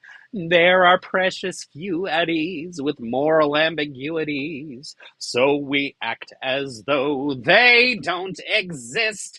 They call me wonderful. So I said, wonderful. In fact, it's so much who I am, it's part of my name. And with my help, you can be the same. At long, long last, receive your due, long overdue. Elphaba, the most celebrated are the rehabilitated.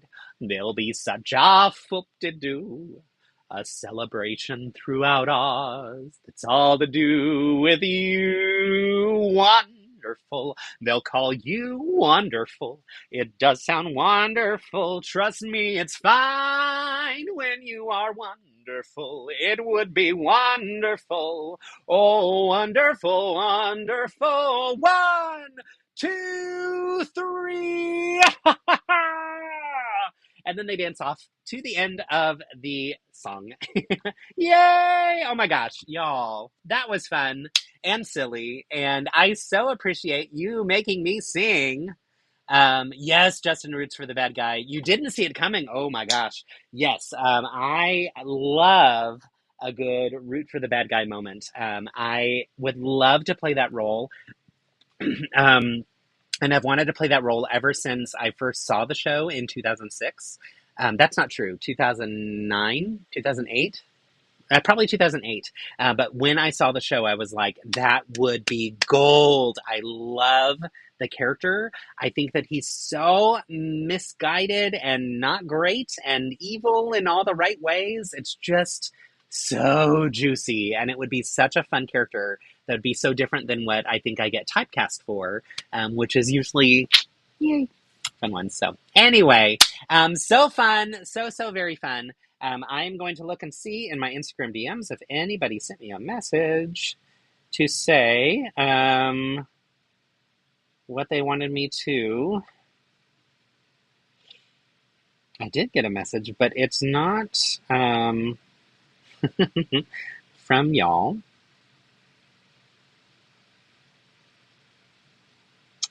Let's see here. So I'm not seeing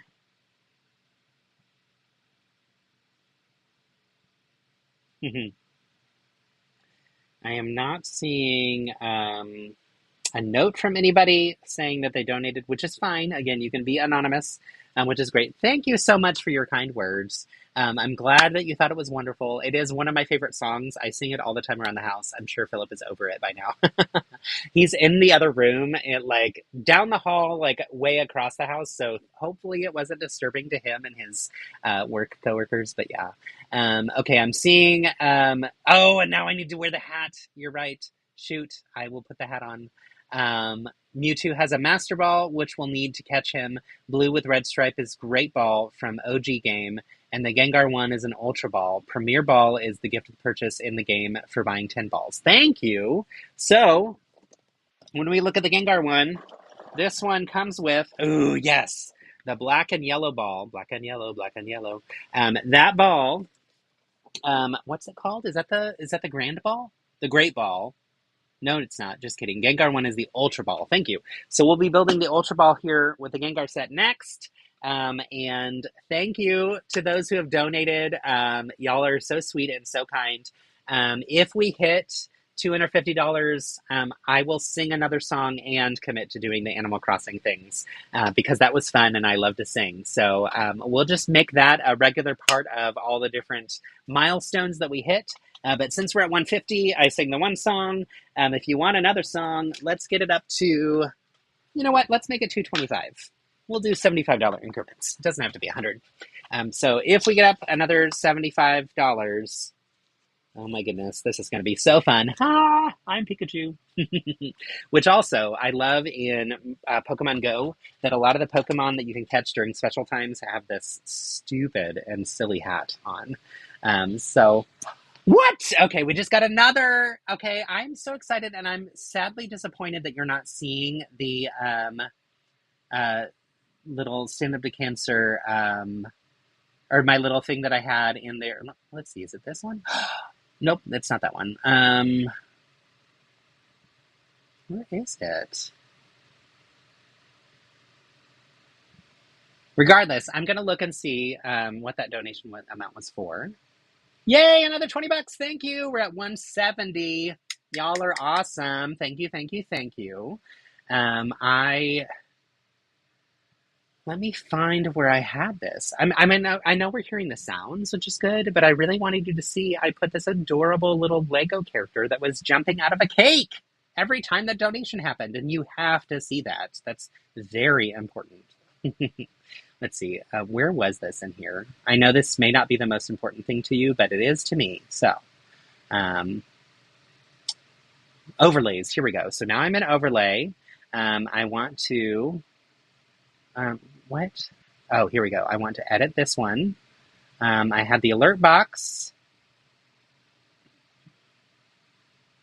And it should be doing the GIF. Are y'all seeing a GIF? Like, maybe I'm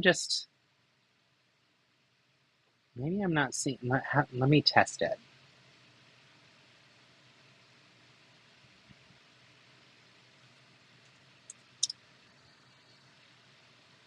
Okay. We heard the noise.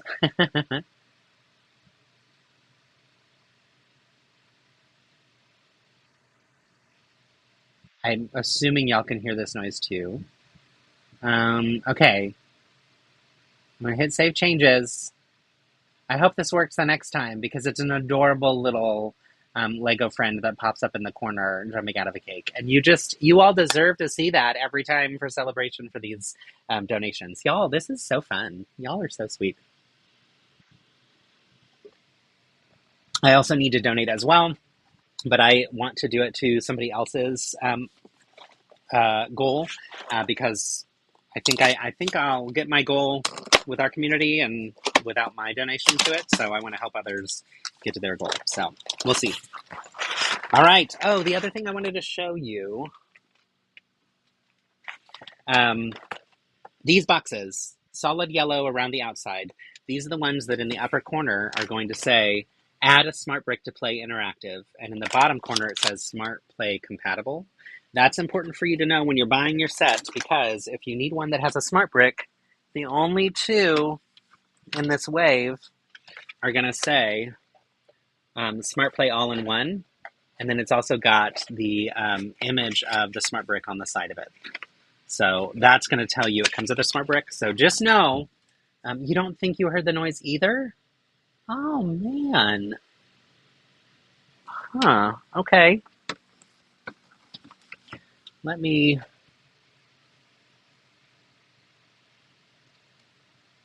Maybe it's doing it because I'm on the website. Like, maybe that's why it's doing the thing, but, like...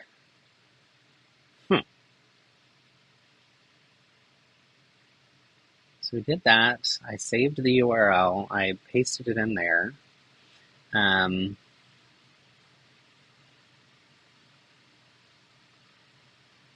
Okay, I'm going to turn on the desktop sounds. And we'll see if that means you'll hear it now. But yeah, I don't know. I'll keep working on it. And maybe I'll have to keep working on it later. But thank you for letting me know. That was so fun and such an awesome character to play. Thank you so much, Sean. I had a good time with it. Now I have to come up with another song because I promised you all I would. And that was the only one I was prepared to sing today. So here's bag one, which is the most important one to get out of here probably. Actually, we want to do Gengar first. So, oh my goodness. This room is going to be full of boxes.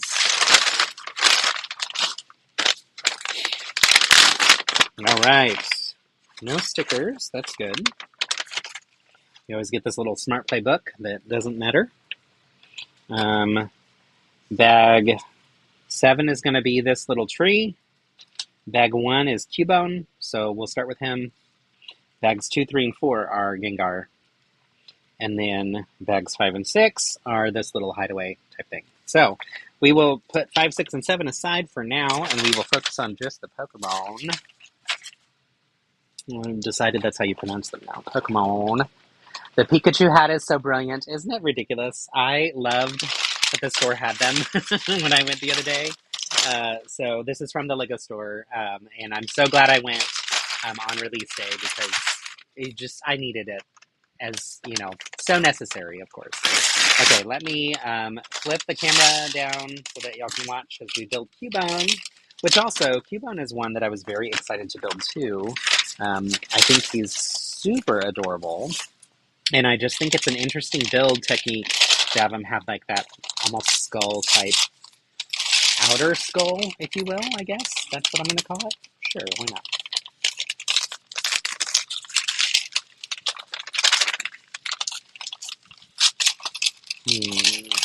Let's see here.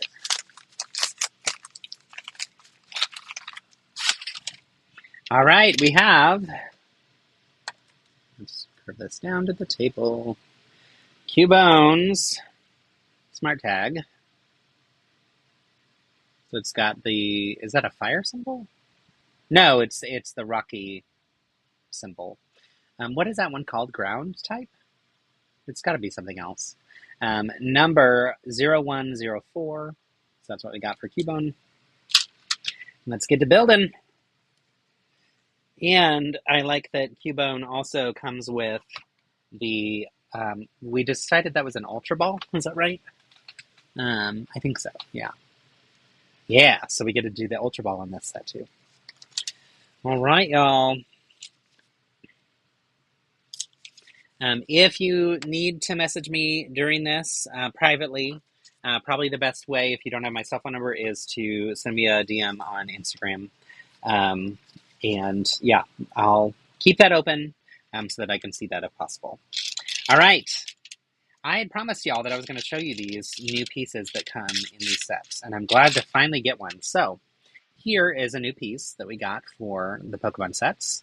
It is a 3x3 brick with curves, and it has those holes in it too. And you can see it's like rounded in all the right ways to make that perfect. And then here's the black piece that has that stud sticking out from the side. Come on, focus. There we go. So this piece is the piece that gives us basically almost the button on the front of the Pokeball. So we do that, and that then kind of shows the bottom half of it. So the Pikachu has brilliant. I think he's dark or ghost type now. I thought so too. You take it back, Cubone is a ground type.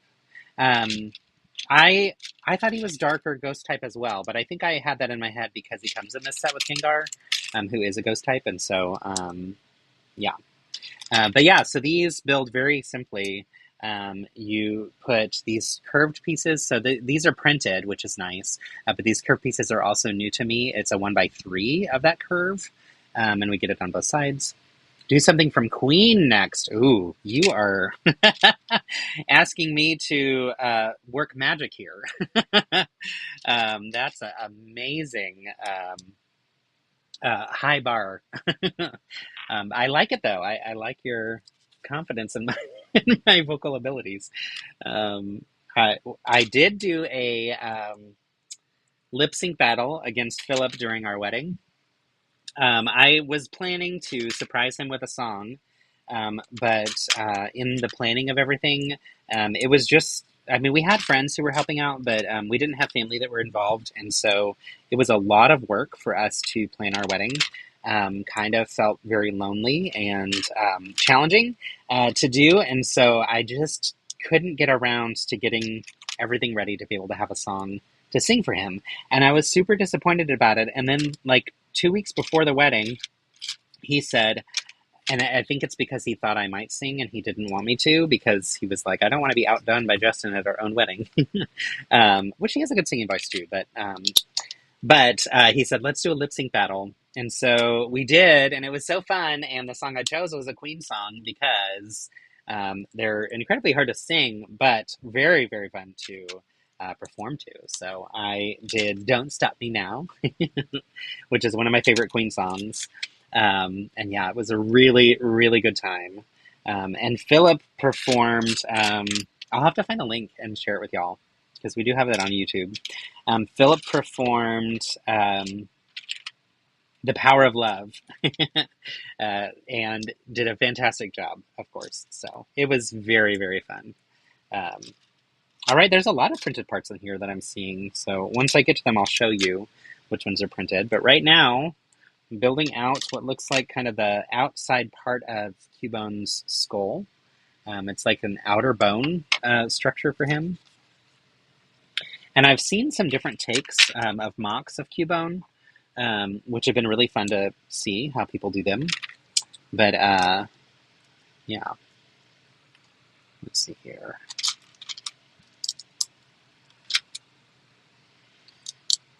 Okay.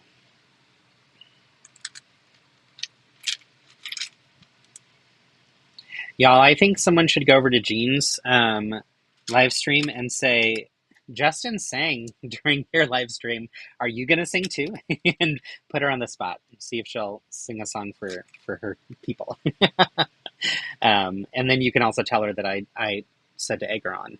So that said, if she doesn't sing, don't be mean about it. But yeah, I think it'd be really fun to like poke her during her stream. She's great. It was really fun to do karaoke with her. And also have done karaoke with her husband, Justin, which is also fun that his name's Justin. We went to our friend Ben's house, and it was neat to be like, oh my gosh, I didn't know they did karaoke too.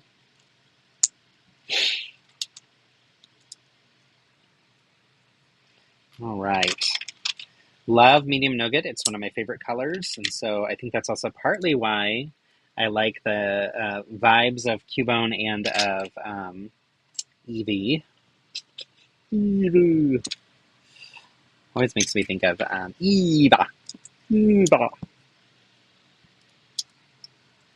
All right, friends. I haven't asked you today, but has anyone been more excited about any of the August wave releases yet? I know we talked about it last week, so maybe things have changed for y'all. Not sure. And another question I have for y'all is if you saw mine or others' posts today showing off all of the Strek minifigures, what are your thoughts? I am pleasantly surprised at how much I like them. I think there's some room for improvement, but in general, I thought they did a pretty good job with them. Initially, when I saw the wave, I was a little disappointed in the scale because the dragon is small and is a giant character. And if you put it next to our buddy and her lover, Donkey, obviously that scale is way off. But it's actually a really good mold. Like it's a fantastic build. Not build, it's a fantastic mold for that figure. So I'm pleased with it now that I've seen it in person. I also think too, like if you do something like minifigure habitats, then you can make the scale whatever you want it to be for each habitat. So, and the scale can differ from habitat to habitat. So it got me thinking, maybe I want to do some minifig habitats that show and demonstrate that, also just for the fun of it, for these characters. So we'll see. Might get around to it. I might not as well.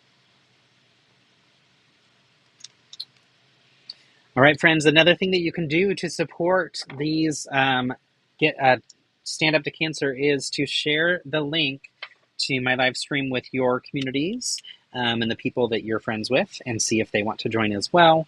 Any support is welcome and encouraged, so that even includes people just joining for the fun of joining and watching and chatting along. The more visibility that these streams get, the more visibility we give to Stand Up to Cancer, which is our primary goal here, of course. And also, like I said, there's all these other streamers doing wonderful things right now. And so a great way to also expand your list of friends that you watch as well, too. So my hope is that I also gain some new followers here that want to join our community and hang out with us as we do our weekly streams and such. So we'll see what comes from that. But that is a hopeful goal that I have here, too, because I'm always welcome to welcoming new buddies into our crew. So,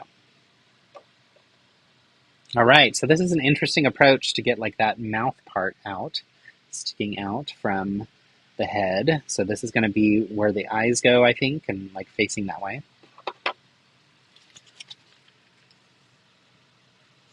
Let's see here.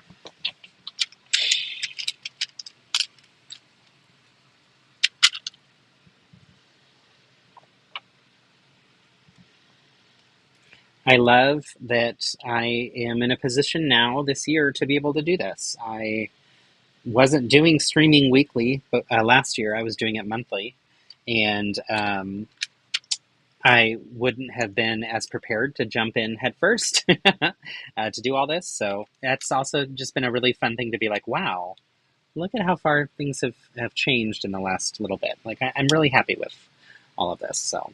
And a lot of that is y'all's support. I wouldn't be doing this regularly if I didn't have people who join and participate and share and are kind to each other. I really love the kindness of our community and the compassion that we get across the board. It's a really good group, and I'm so very grateful for y'all. Okay. Super excited for Gingy and his clones populating my winter village soon. Yes. Gingy was the number one that I was looking forward to, and I knew they had to create him when I had heard rumors that there was going to be a Shrek series. So yes, that one is my favorite by far. The printing on it is great on the front, and there's no printing on the back. And if you remember from the movie, he's not cream-filled like the other gingerbread characters that we've gotten, so you don't get that same level of detail. But I don't think it matters. I think we get the detail we're supposed to get with him, which is good. So, Fairy Godmother had the red sparkly dress, but generally happy with a lot. I do not remember much about the Fairy Godmother. I rewatched the first and second movie while I was building out the larger brick-built character ones, and I don't remember. Is she in the second movie? I think she's in the second movie. But I'd forgotten all about that character altogether. So I now really want to rewatch, or maybe even watch, but I think I've seen them all, 3, 4, and 5, because I just want to see them all. So, and I do think they did a decent job with these figs. My biggest complaint is Shrek's head. The neck on it is really squared off, and when you twist it, the square doesn't align with the torso anymore, and so it just looks awkward when you twist it. It looks great when it's straight on, but yeah. Shrek's neck is cursed. Agreed. Fiona looks okay, but not CMF amazing. The rest are great. The dragon should have been a little bigger, but that would be a bigger mold, thinking a rounded chest or back part. I do agree. I think that the dragon I would have liked to see bigger. I actually agree with everything you said here. Fiona, honestly, I like that mold and the look of her better than I thought I was going to. I still think that it wasn't perfect. There are at least 14 new molds in the set, which means that that collection of minifigures is very expensive.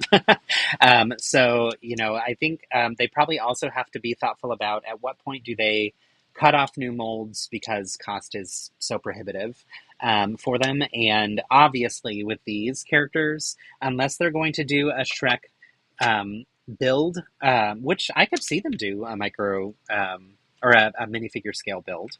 But unless they're going to do that, it doesn't make sense for them to invest too heavily in more new molds beyond what they already did. So, but that's thinking of it from a fiscal standpoint, not from a fan standpoint. So I get that that's, not how everybody else will be looking at this.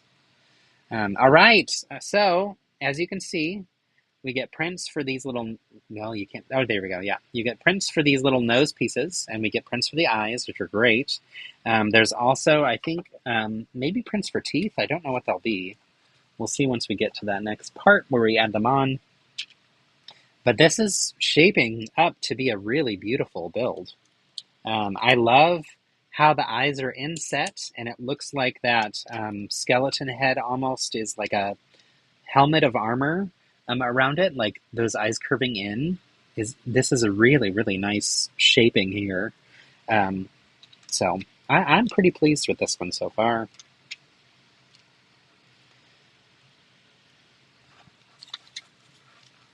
All right, whoops. Oh my goodness, I keep dropping things. Okay, we've got these, and then some clips that are going to attach, I think, the arms. Oh, the arms are the new piece too, so I'll show you in just a second once I put them on. But there's a new piece that they created for these Pokemon sets that I think is a really useful mold. And I'm particularly interested to hear Brian's take on, and Sean's take on what you could see using these new molds for, that we have the arms for, because you're both really smart with parts. Okay, so this is the piece that I was telling you. We have it in 1x4, but in the Pokeballs, we're getting it in 1x3 for that edge, so that's the printed one. So I don't think we had them in 1x3 before, if I'm not mistaken. Okay. Oh, it's for the feet, so these are toenails. Okay. I'll show you also this print in just a second. So it's a little print on that cheese wedge for the toenail. I'm getting probably 3 of those since it's a cheese wedge, and there's always an extra. So the nice thing is you can have 3 toenails. All right. I like that we're getting a little knee for him. So there's the full leg, fully built with that knee. It's going to ask a provocative question, but keeping it positive. No, go for it. Which Pokemon is at the bottom of your list of favorites? Ooh, that's a fair question. I don't... This is also...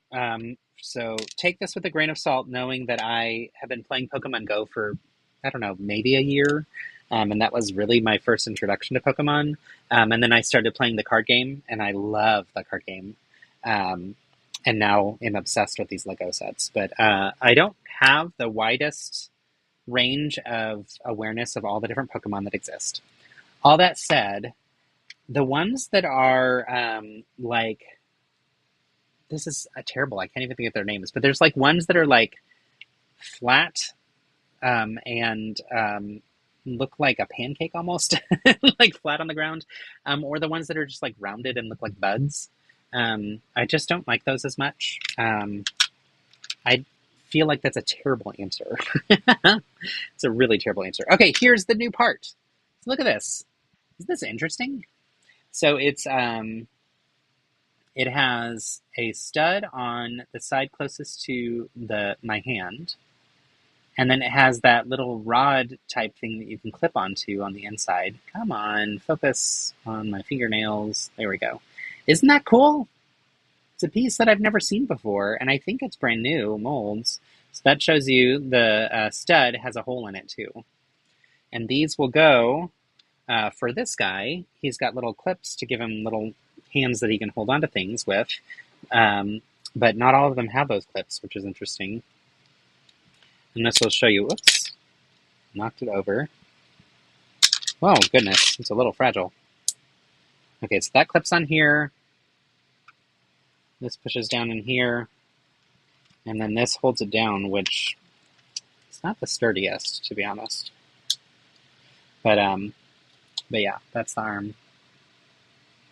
So it's very basic, but it's kind of cute. Looks like a KitchenAid mixer. Oh my gosh. Okay, yes it does. Shut up, that's amazing. Oh, I'll be right back. You are so brilliant, Brian. This has got to be in an upcoming set. Oh my gosh. Okay, let's see if I can find it. Yes, I have one right here. Perfect. Brian, you win for best thought here. Except Now I need one other piece. Just a moment. Here we go. Oh my gosh, I'm so glad I have these so closely available to me to grab. I'm like having to step over all these empty boxes and stuff. This is ridiculous. Okay, so this is too much. Here's your little KitchenAid mixer. Oh my gosh, Brian, you just made my day. That's amazing. Come on, focus. Look at my fingernails. Look at my fingernails. There we go. Oh, that's too perfect. That is way too perfect. Okay. That's just fantastic. And you could even cap off this end of it with this little piece, right? So that you don't see the stud. Oh, Brian, you did it. You win. You win. And what I love is we get it in this color blue with Ditto as Squirtle, and that's going to be such a retro color for... And, ooh, there's got to be an extra one of these. Oh my gosh, that's perfect. So I think my Squirtle is going to be missing an arm because I'm going to have to repurpose that into a super classy KitchenAid mixer. And I'm going to give all the credit to Brian every single time. Or a sewing machine. Okay. This is fun. This is really, really fun. I love that so much. Good job. Y'all, this hat is my least favorite thing in the world right now. It's not itchy, but it's like not comfortable, you know? So I think I'll wear it for a little bit longer, and then I think I will say putting it up and retiring it until someone donates again. And that person who donates is basically saying, I want to see you be uncomfortable. Which is fine. That's the whole point of this. That is the entire point of this. So it's a good thing. It's not like a pain. It's just a restriction. We need a far-fetched with a leak.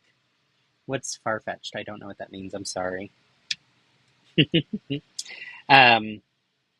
So yes, as you know, I'm not allowed to talk rumors, but I would love to see a Shrek set. So maybe someday, that'd be cool. And I personally choose not to follow accounts that are rumor accounts, in part because I don't like things getting spoiled. I think it's unfair to the Lego designers who put all of their work into all of this stuff, only to have it just be ruined by spoils.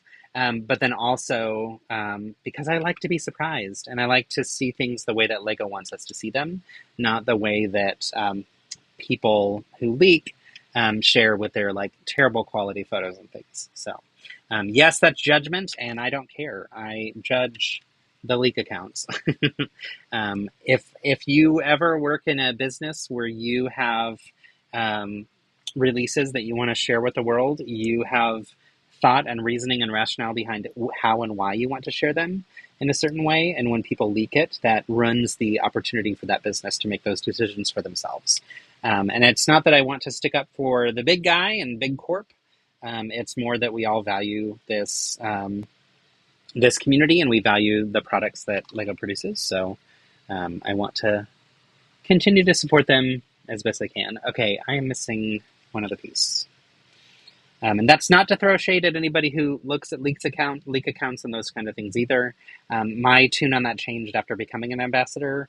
And that was, personally, it changed. It wasn't Lego telling me I had to change my thoughts on that. And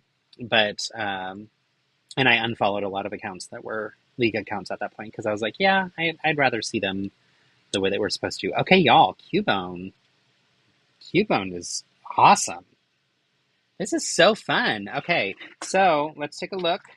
I decided to retire Cubone's KitchenAid mixer, hand mixer, and he swapped it for this little hammer type thing.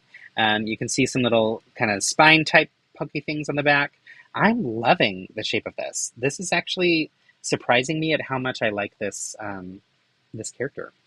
I don't think I've ever played with him in the game other than catching him in Pokemon Go. So that's the other thing too, is like my awareness of those ones that I don't like only comes from Pokemon Go. It doesn't come from playing the game.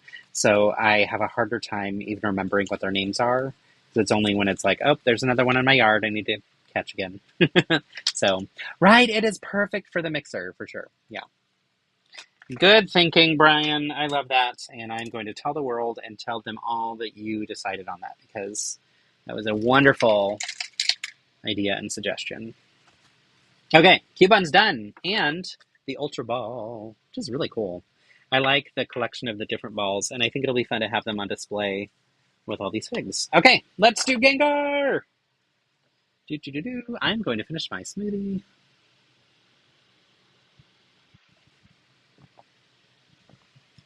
You posted those Insider Lego logo stickers on the Discord. Oh, yay, fun. Thank you.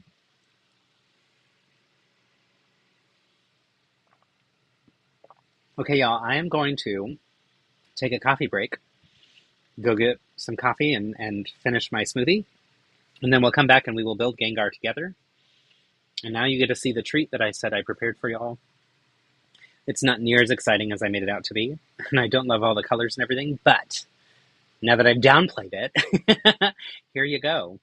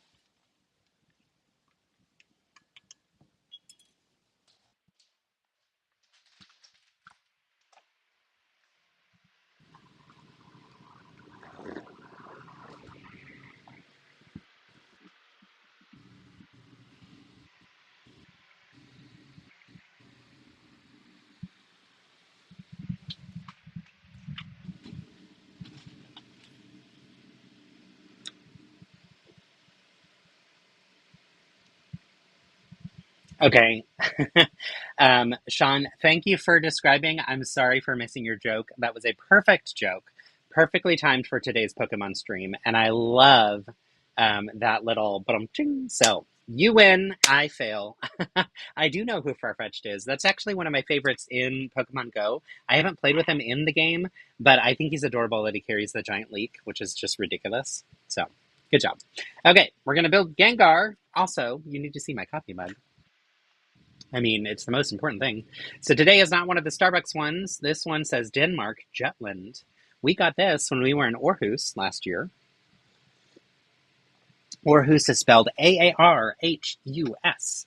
And that is in northern Jutland, which is kind of a part of the coast. It's beautiful, beautiful area. And I need to get the bags for this. Let's see. 7, 3, only 3 and 4 and 5. Here we go. 2. I think it's 2, 3, and 4 for this one. So, all right, there we go. So let's dive into 2.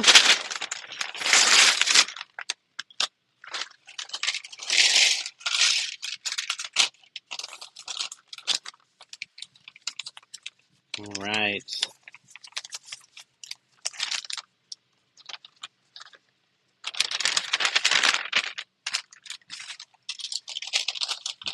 Lots of purple for Gengar.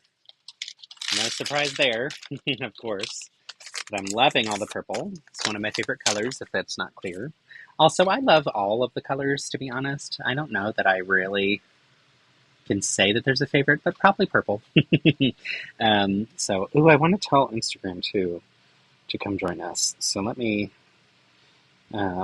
share on there. Add the story. I decided to do the Ted Lasso song because I love Ted Lasso and it's back this week. Come join the fun. Make me sing with your donations.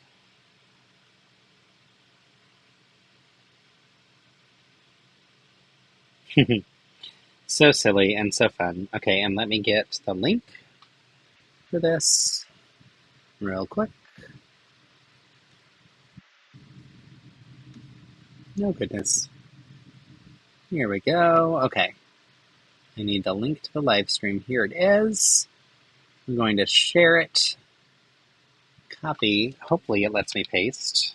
Sometimes it does and sometimes it doesn't in here, which is always interesting to me. It's weird to me, too, that a phone and, I mean, since they're both Apple products, that they can talk to each other. But sometimes I have to save it as a note and then open it in my notes. Y'all, I saw a artist on Instagram who shared about how much they don't like people saying, you should film your process and show your process and all this kind of stuff. And they were like, I want to be in a flow state and just make art. Stop telling me what to do. And I just laughed so much because I was like, that's actually very true and very fair. And also, I love sharing the process and doing these different types of things, but to each their own. Like, we're all different people. And when I'm doing a lot of this kind of stuff, it's not necessarily building a mock. So I don't see it as building my art.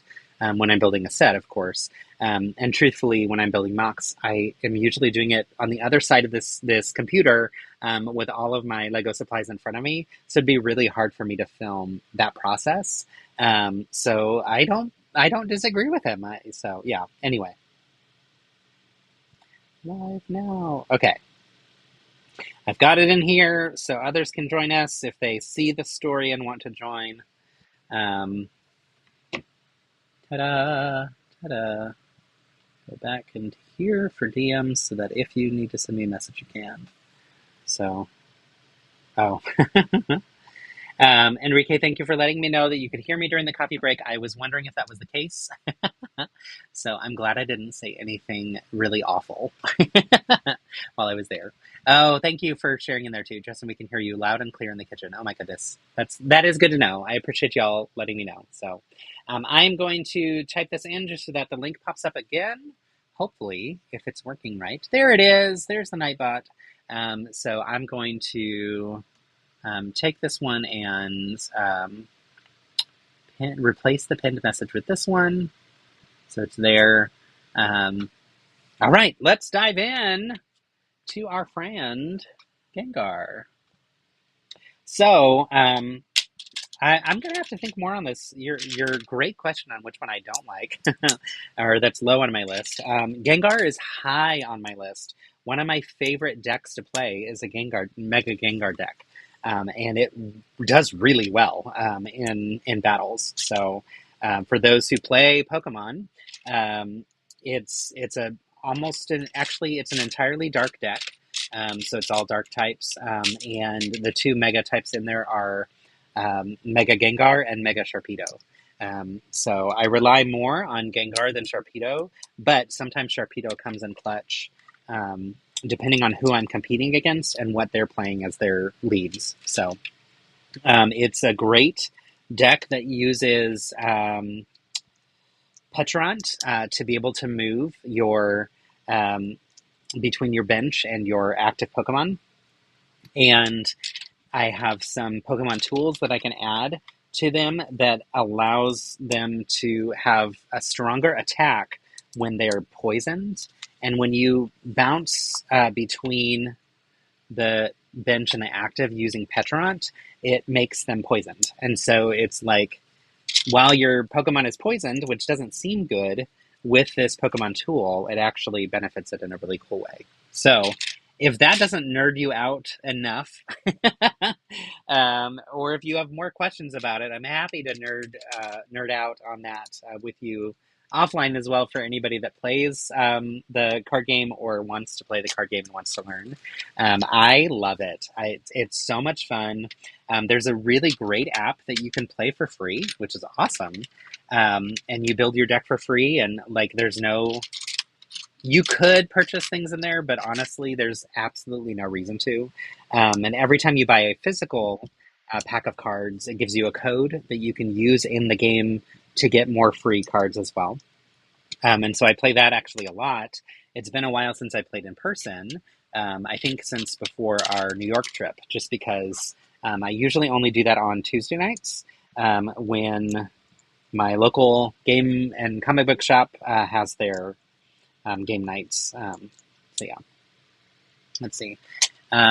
You were incredibly into Gen 1 and 2, then lost your way and came back during Pokemon Scarlet to the shock that I didn't know as many Pokemon as I thought. It's overwhelming when you start a year ago and everything exists as if it's always been around because you can't begin in a small way and learn your way through. It's like trial by fire. It's or drinking from a fire hose or whatever you would call it, right? It can be quite a lot. And so I had resisted for the longest time because I was like, I don't know what this is. I didn't really grow up with it because my parents didn't let us. And so, you know, it's fine, whatever. But as soon as LEGO announced the partnership, I was like, I'm probably going to fall in love with this, aren't I? May as well just dive in now. So about a year ago is when I started to look into it a little bit more, when LEGO first announced the partnership. And boy, am I glad I did, because it's been so much fun. That being said, Zubat is the bane of your existence. Really? Oh, fun. Is that because of like playing the card game, or tell me why you don't like Zubat so much? I did a pre-release thing at my local card shop, comic book card shop, and they the deck I got had a whole bunch of Zubat in it, and Golbat and all the other evolutions of that. And so I actually like them, but that's because I associate it with a fun memory. Also, that's a problem for me, y'all. If you can connect a memory to any hobby, then you can guarantee that I will get stuck on it. Whether it's cool or not, I will get sucked in for sure. Dangerous info to know that the physical cards give you a code in the game between Lorcana and MTG Magic the Gathering. I don't know if my hardware wallet could do another card game. Don't do it! Avoid. Stay away. Just do the Lego. It's fine. You can just buy the Lego sets and be happy. You don't have to dive into the card game. But also, if you do, let me know and we'll play. In the game, you can become friends with people. And then when you're friends with people, you can actually select who you want to battle against. Whereas normally, if you're both logged in and online at the same time, so I'd be happy to be friends with any of you in the game if you have the game. I actually really like when I get to battle people I know. I only have one person that I know that I battle with in the game, and that's my friend Ben, who many of you know, Lego Fan Bubba. So it's fun though. It's a really, really fun game, and I like doing it in person. It's like just an interesting and different experience, and I love meeting strangers. It's so funny that how different Philip and I are with this kind of stuff. He's like, absolutely not. I have zero interest, and I'm like, bring it on. Let me make all the new friends. So I'm still an introvert and get overwhelmed by people and lots of people time, but I also love being around people. So it's a weird mix for me. I think that's also why streaming works really well for me, because while I'm with y'all, it's not as draining as being in person is for me. And when I say draining, it's not like I'm miserable either. It's just all my energy gets zapped. So people mistake introversion as well for shyness. And if you know me, you know I'm typically not very shy. When I first join a group, I am very quiet and observant. It takes me a while to open up in those settings. But I also just, I don't know.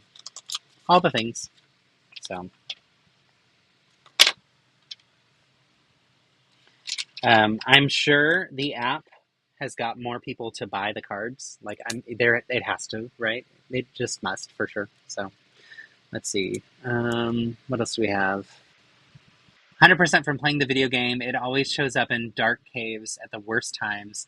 Took me out too many times. Really? That's so interesting. It's very weak in the card game. And you can find a way to battle effectively with it, but for the most part, it is not a very strong it needs to be with some other strong dark types. But it has some cool effects that, with the right types, actually really help you out. So, and I love bats because of Austin. And so I think I have an affinity towards them because of that as well. So that's really funny. Well, I'm sorry that you've had such a bad experience with my friend Zubat. I will tell them to not pester you anymore. That's really rude. Okay.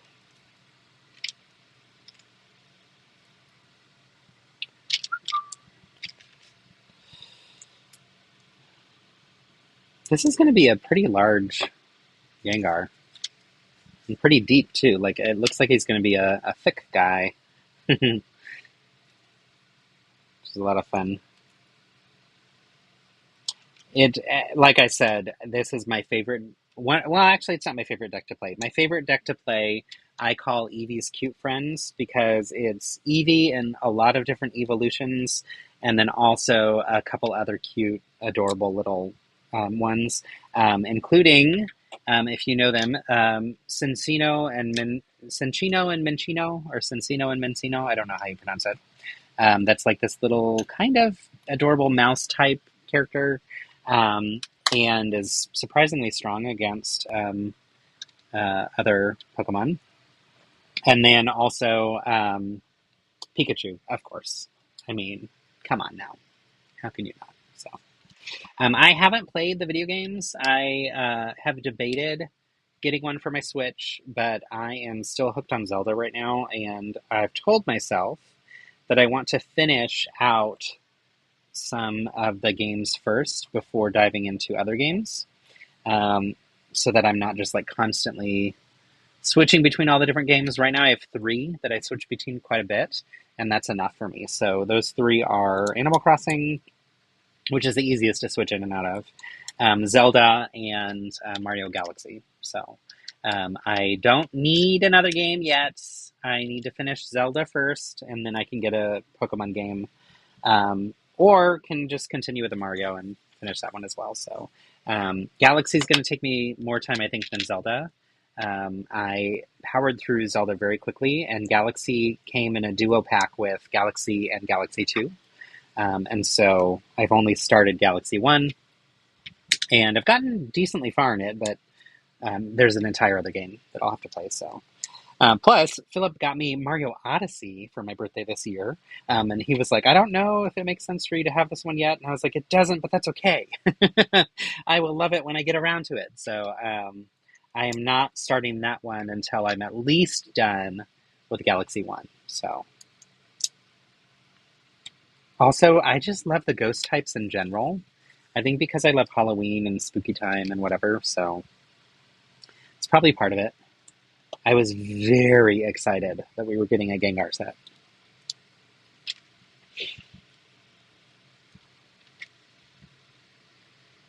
Oh, thank you. I was wondering, and I was going to ask, so I'm glad you volunteered that information.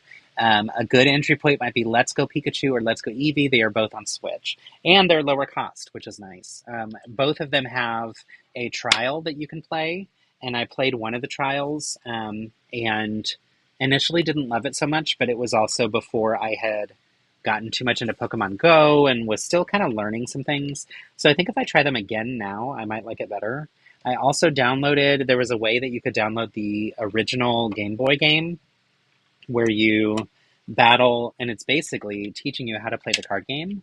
And that was fun, and that was also relatively early into me playing the card game. So I might want to revisit both of those trial games and just see if I like them, because it could be that they're like really good options for me. So thanks for those recommendations. I also downloaded, I forgot about this one. There's like a Pokemon Cafe one where you like take orders from other Pokemon, and it's dumb and it's cute and fun, and the animation style is adorable, and the games are not, it's like, do you ever play the game where like you shot a bubble at other colorful bubbles to remove them? It's kind of that type of a game, so it's not like catch 'em all, you know? Your goal is to feed as many Pokemon what they want from the cafe as possible. So that's been silly fun, and like I forgot all about the game till just now. And then there's also another one that's like QB style Pokemon that is very much like if you were to make Minecraft combined with Pokemon, that's how they'd be shaped. And that one, it was, I don't know. It's definitely for like little kiddos, I think. But any of those games I can get hooked on really easily. Like Overcooked, maybe. I don't know about Overcooked, but yeah, it's like every all the games are like a mini game that takes 2 minutes to play, and you can start and stop whenever you want to. And that's what I like about it too, is that like I can play for 10 minutes, and you know that was fun. You don't feel like you're stopping at any point. That's like, oh no, I'm interrupting the game or whatever. So, oops, wrong piece. All right, I'm loving this pink. These colors, I always want to get in more shapes and pieces because they just don't exist in a lot of parts. They do exist in volume. You can find them in volume, but you don't necessarily find them in a lot of different parts. And when I was on Lego Masters and we built our alien friend Zog, which is, let's see, switch to this camera, right there. I think that's Zog right there. Anyway, hard to tell. But when we built that one, that's when I was like, oh my goodness, I do not have, or we don't have very many parts. And part of that too is the limits of the brick pit too. So, which Zelda are you on? I've been going back into Breath of the Wild. I am on my first ever Zelda game, and I'm doing Link's Awakening. I love the stupidly cute animation style. I think it's adorable. So that was honestly the main push for me to pick it. But also I was asking people, and the first game I wanted to do was Echoes of Wisdom. And I was advised to do Link's Awakening first because it is almost a duplication of the original game in the, what do you call it? In the, what do you call it? Game Boy. And is more aligned with what you experience with a lot of other Zelda games, from what someone told me. And so I've enjoyed learning the gameplay and understanding it a little bit better that way. Yeah, it's been fun. After this one, I think I'll do Echoes of Wisdom, but I have been advised to look into Breath of the Wild and Tears of the Kingdom as well as really good options. Okay, so Gengar's tongue wags back and forth, and I didn't realize that's what we're building. But you can see it's going to go back and forth, and it's on this, forgot what the word is. Forgot what the word is. Technic pen. It's on this Technic pen. That's the word. What's the word? All right. So I'll get this in there.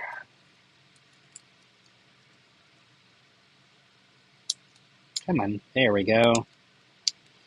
So the back side of him is going to have that open, I think, so that you can do this to move it back and forth. And then this is going to go in and is going to stud down like this, which now I'm seeing that dark red color is probably for the inside of the mouth, which makes sense. I was thinking that was going to be pink, but that also makes sense because the tongue is bright pink. So,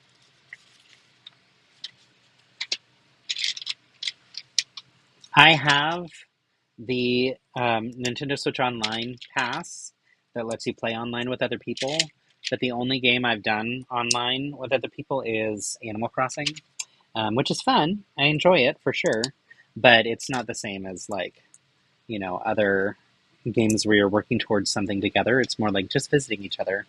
And so I've wanted to do a little bit more of the online stuff, but also have been a little bit nervous to jump into that because I don't want to get so sucked into it that it becomes too much, which can happen. Okay, I think these are his teeth. I also occasionally, I haven't in a while, but I used to play Fortnite a little bit. And I got hooked on that actually with the Fortnite Lego game. Lego Fortnite is a lot of fun. Once I started to understand what I was doing in the game, I started to really like it.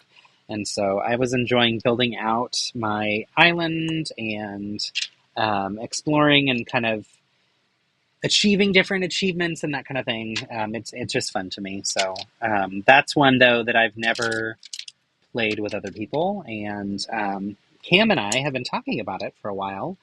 They are an avid Fortnite player, as well as Overwatch, and they were like, oh my gosh, let's do it. So talked with them about it. We just haven't made time yet. Oh my gosh, y'all.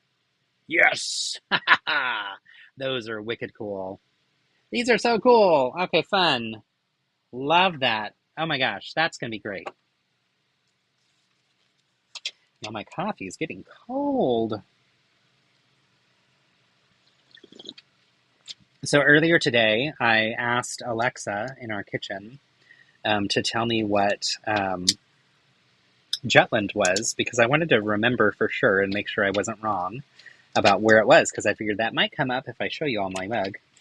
Plus, I just like to be reminded of these things. And she told me a little bit about where it is, and I was like, great, what cities are in Jutland? Because I couldn't remember if it was where Scareback was or if it was where Aarhus was. And she told me Aarhus, and I was like, that's so cool. And then she said, do you want to learn more about any of the cities I mentioned? And I said, yeah, tell me more about Aarhus. And then she started to tell me about horses. I was like, girl, I did not ask you about horses. Please, listen. So she got it right eventually and told me a little bit about Aarhus. And I was like, okay, yes, thank you. But I always think it's funny when it gets it wrong and gets it like so wrong. So let's see here. Amazed by how many printed bricks come with these sets, right? It's really super impressive. I've been very impressed with the number of printed bricks in these, and I'm very pleased with that. I was nervous it was going to be sticker full. And so far there's only been one set that I can... Nope, there's two. This one that was the Squirtle as Ditto. The cover, which is adorable, is a sticker. That little catch card is a sticker. The remote control is a sticker. And inside is another TV picture of Squirtle battling at a gym. So I think that's actually pretty cool. So those stickers that was one set with stickers, and then the other is the bigger Pikachu one. Echoes is much different than Zelda games because of the no combat on the hero's part. You use summoned things. Yeah, that's why people were like, don't do that one, it's going to confuse you. Link's Awakening is fun, played through Skyward Sword. The remake is good, but Breath of the Wild is great, and Tears of the Kingdom is GOAT. Good to know. I have seen so many Lego builds connected to all of those different ones, and Breath of the Wild and Tears of the Kingdom in particular. We just have a lot of really great mock builders that come to Brick Rodeo that have built a number of things along those lines. And so that's made me want to experience them just for the sake of understanding their mocks a little bit better too. All right, here's the tag. Here's the smart tag. And it shows dark type and ghost type. Number 0094 for our ghost friend. All right, I'm seeing our numbers climbing a little bit of who's joined. Welcome, everybody, to the stream. I am just going to remind you part of why we're here. So I do a weekly live stream where I build review sets from Lego for fun, and I really enjoy it, and it's a lot of fun. However, this stream in particular falls during Stand Up to Cancer, the Stand Up Builders 10 days of streaming, and I am participating, which is super fun. I'm really, really enjoying getting to help out with raising money and awareness towards a good cause. And I'm going to show you a quick video about it as a quick intro so you know a little bit more about it, and then I'll be right back. I stand up to cancer for those who continue fighting every single day. I stand up to cancer for my family. I stand up to cancer for the friends and family that have had to fight to live. I stand up to cancer. To honor those we've lost and to help support those who are still fighting. To give families and friends that opportunity to spend as much time together as they can. I fundraise for Stand Up to Cancer as a survivor of cancer myself. For my uncle, for my friends, to make the world a better place. And my fellow stand-up builders. We are standing up to cancer. Because cancer almost took my life, but I'm still standing. It's my dream that no one else has to go through what they went through. That's why I'm standing up to cancer. Because it has affected so many people that I love. Because as a survivor, I want to give hope and a voice to other survivors. Because its scourge can and will be stopped in our lifetime. Because cancer sucks. I stand up to cancer for survivors like me. In honor of some of my mom's dear friends. For my mom, for my grandmom.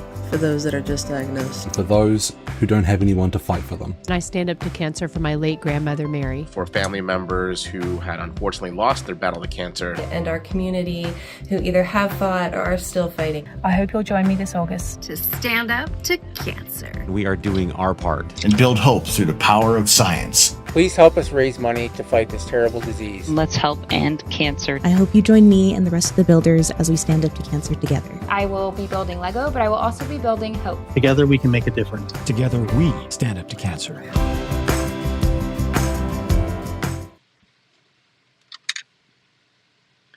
All right, friends. So, as I mentioned, this stream and a few more streams that I have coming up are a part of the Stand Up Builders, and we are raising funds and awareness for Stand Up to Cancer.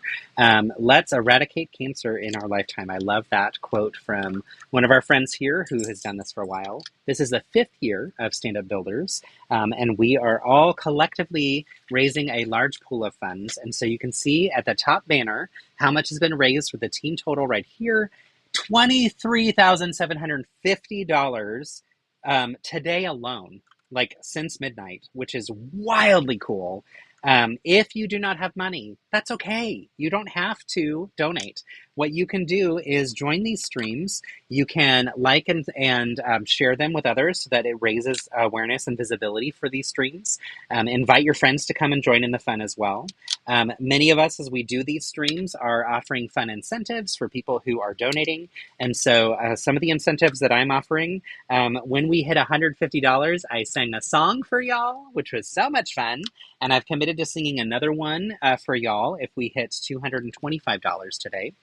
So that would be the next $75 increment, and we're already working our way towards that. I think we're at $170 for our team here. So thank you for contributing to that.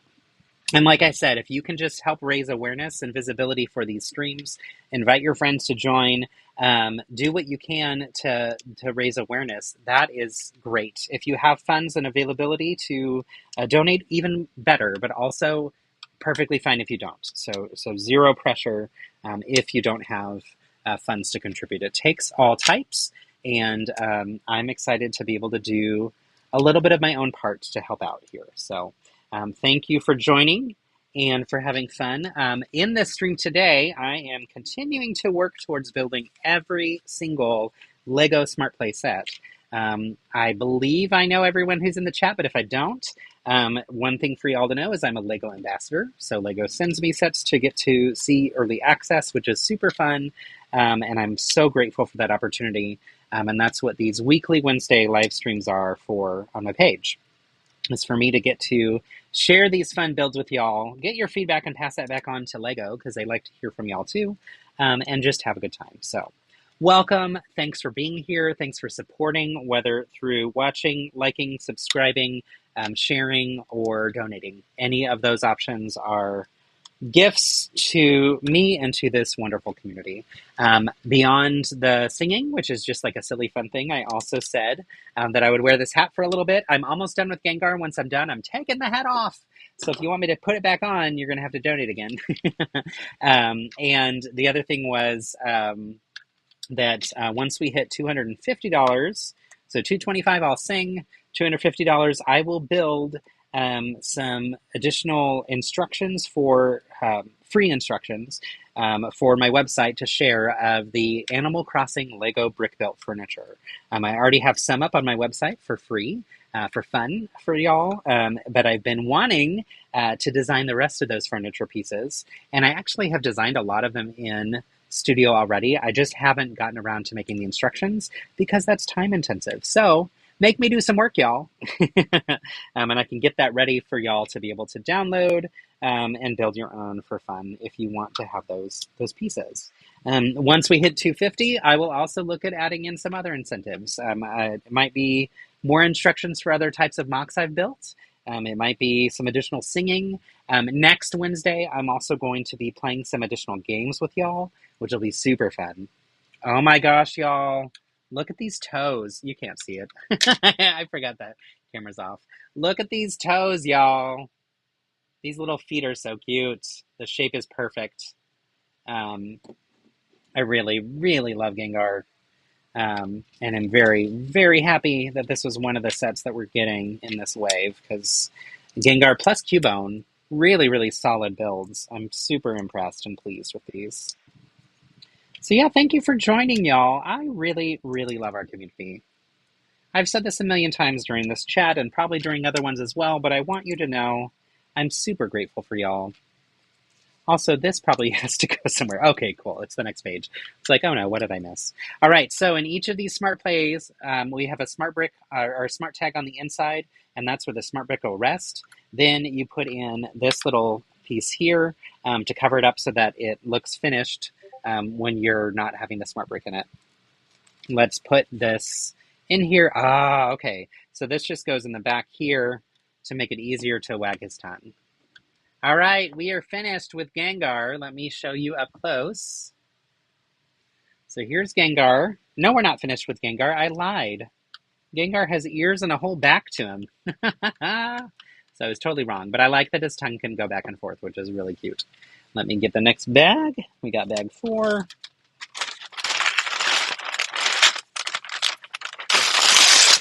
Y'all have been so wonderful today and always. Just sharing your generosity, your time, your comments and kindness to each other. And I really, really appreciate our community. So thank you. And if anybody wants to learn more about Stand Up to Cancer, about the Stand Up Builders efforts and everything, you can click on the link that is pinned on the chat. It says donate. When you click on it, it doesn't require you to donate. So if you're just wanting to learn, that's perfectly fine. Click on that. It'll give you the information you need to know about the organization. One fun thing I learned when researching it, because I wanted to make sure that it was values aligned for me, was that Katie Couric is one of the founders, which I thought was really cool.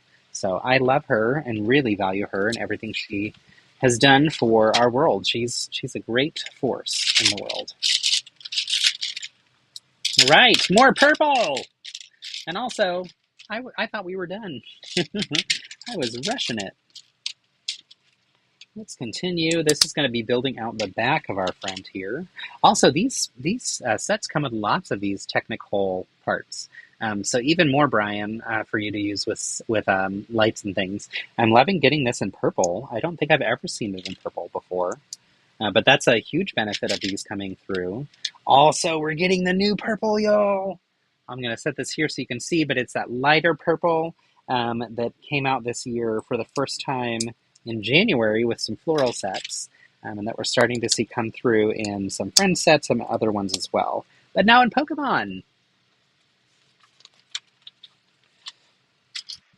If you are a gamer and you like to watch people streaming games, some of the stand-up builders are gamers who are doing game streams. I have some codes for a game that I can also do as giveaways, and I'm going to save those codes for next Wednesday. And so you can definitely join anybody else's streams who are doing them to maybe win a code from them. But I'm going to save mine for next week when we stream next week. So it is for a frog game, and I can't remember the name of it. I'll have to look that up for y'all to let you know. But that was also something that was generously provided for us to be able to share with our communities as a part of these donations. Hi, Bev and Missy are here. Did you get a break? Are you done with work for the day? So happy to have y'all. You may or may not know, but our stream this week and next, our Wednesday streams, are a part of the Stand Up Builders. So we are raising funds and awareness for cancer. through Stand Up to Cancer. Happy to have y'all here. If you want to learn more about the organization, you can click on the pinned link in the chat. So, all right, so much fun. You know who I'm waiting to see in the chat is our friend who jumps in and says 6-7 a million times until they become the #1 chat person, and then they leave. I feel like they've been joining us weekly since finding our stream and yelling their numbers, then running away. So a little too silly and funny, but not necessarily sad they're not here, given that they don't necessarily contribute beyond that. But I'm waiting. They might show up again. I'm also excited that our next LEGO Masters chat will be our finale episode chat. And I'm going to be playing some games with our guests. That'll be on Monday. And that's also a part of my streaming for stand-up builders for Stand Up to Cancer. So hopefully that will also bring in some new friends who are joining for the first time and meeting some of my LEGO Masters peeps and maybe joining our community. We'll see. So, your LEGO Pokemon sets just got delivered! Woo, woo, woo! Which ones did you get? Tell us, tell us. Open them up right now. Build them. You must not wait. Join in the fun. That's exciting. That's very exciting. Also, I have to say, I am so grateful that a few of you have been using my affiliate links. That's been so kind of y'all to do. And I am working through getting some things resolved to where I do get credit for it. So thank you. It's little tiny bits of pocket change here and there. It's not like I get tons from that. But it really means a lot to me that you've been doing that. I really appreciate that. So thank you for your support in that way. If you want to support me during these streams, I actually would suggest you put your support towards Stand Up to Cancer and help me in reaching my goal for that. So I'd love next week to say we surpass the goal and have a new one. And like I said earlier, zero pressure. If you don't have the funds to contribute right now, no worries. One thing that you can do is invite someone to the stream and encourage them to join in the fun. So that's one way that you can support as well. But yes, I need to know, what did you get?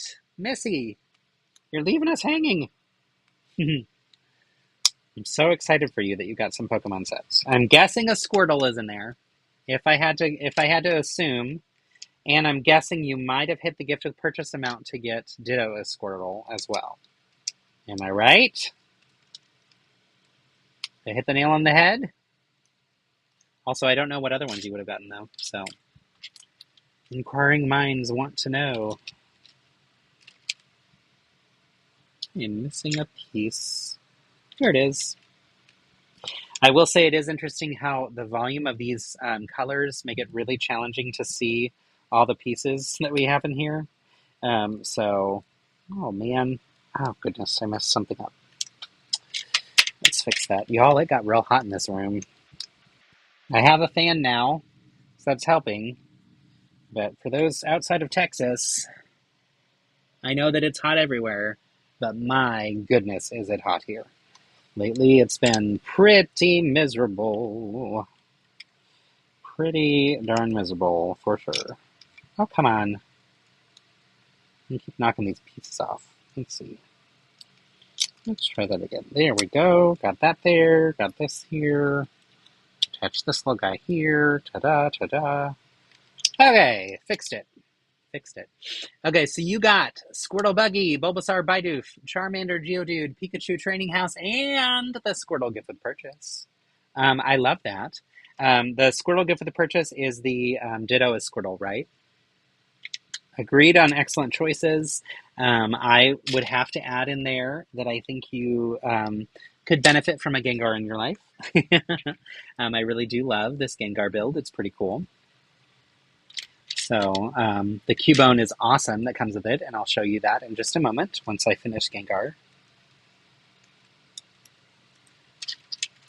I will also say, run to the Lego store, y'all, because A, if you play Pokemon Go, there's some fun things that are happening with that. B, I saw someone else share that they were doing a little build thing where you could get a smart tag that you can add to your builds. And I was like, what? I need to go back now and get one. C, they have this hat, which is silly, as well as a whole bunch of stickers, and it was all free. So I was there on release day, of course, and it was busy and packed and overwhelming, and their air conditioning was broken, which makes me really sad for them. So, but it was a lot of fun to go. So definitely head out to your store if you have one nearby. If you don't, I'm sad for you, and I wish everyone had a Lego store near them. Let's see, how does this go? It's hard to tell with these angled pieces which ways things go in the instructions. I think I have this right. Nope, I think that one's backwards. Let's see. If I do it like that. Yeah, I think that's right now. Okay. All right. You're going to the Lego store tomorrow? Awesome. I love that. Are you going during the day? Let me know what time. Send me a text or a message in Instagram, and I might join y'all. That'd be fun. I don't know what my day entails tomorrow. I have a project that I'm working on that I need to make some progress on. So no promises, but depending on time, it'd be fun to get to go together. Because I want to go and see the Pokemon Go stuff. And if they have those smart tags, I really want to grab one to be able to experience it. So, yay, fun! Whew, it's warm in here. I wish it weren't warm.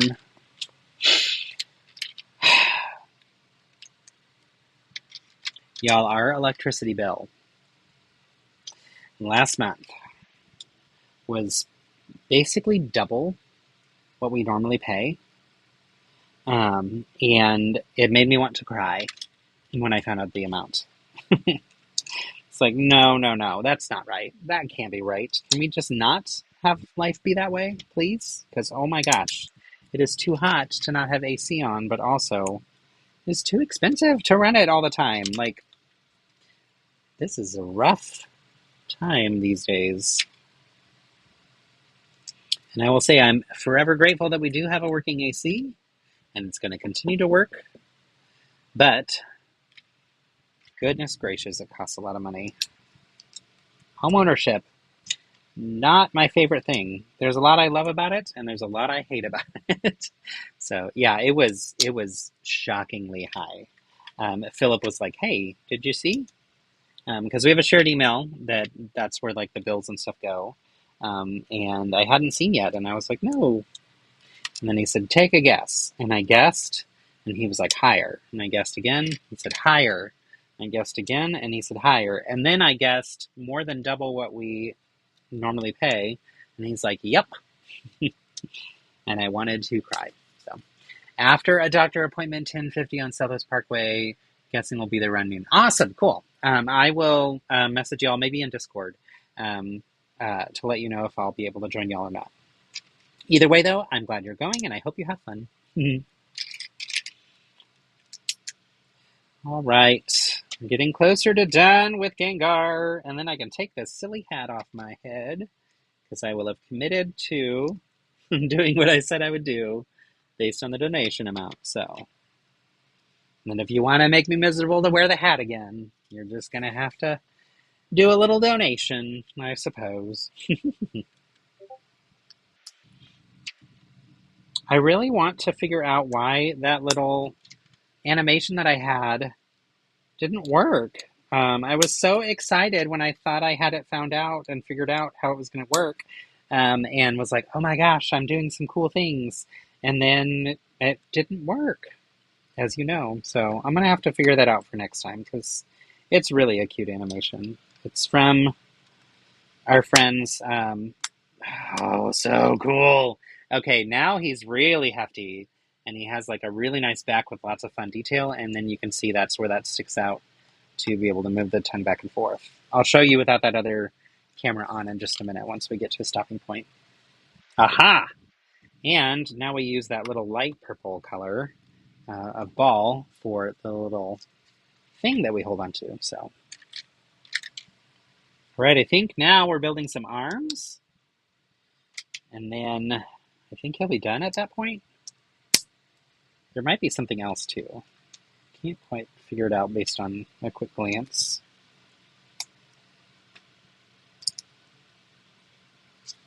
But I do appreciate how generous our crew has been, both with your time and with your funds. So again, please know that I fully understand that not everyone is in a position to be able to donate.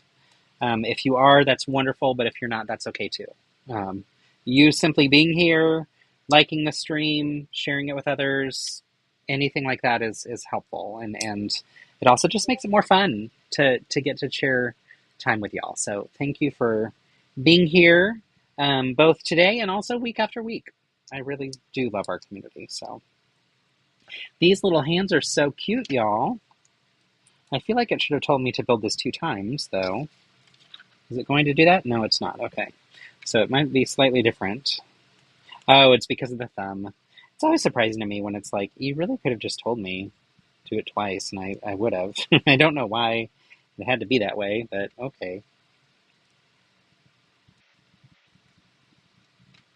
I am stupid obsessed with our new discovery of the little hand mixer. Thank you again for that, Brian. What a gift. All right, here's his little arm. He's reaching out for y'all. Hello, thumbs up. So cute. All right, let's see here. You're officially on vacation. Yeah, that's awesome. You did 2 inventories this morning, flying to Connecticut on Saturday morning for 2 weeks. Oh my gosh. Okay, I'm excited for y'all. Good for you. The weather there has to be nicer. I agree, and I'm a little jelly. I'm very happy that you get to escape this awful Texas heat.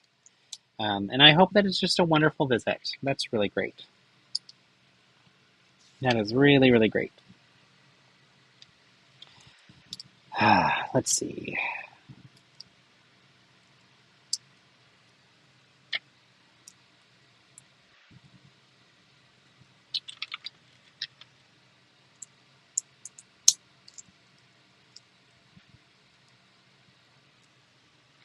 Okay, close to finished. Close to finished. I'm not going to take this silly hat off.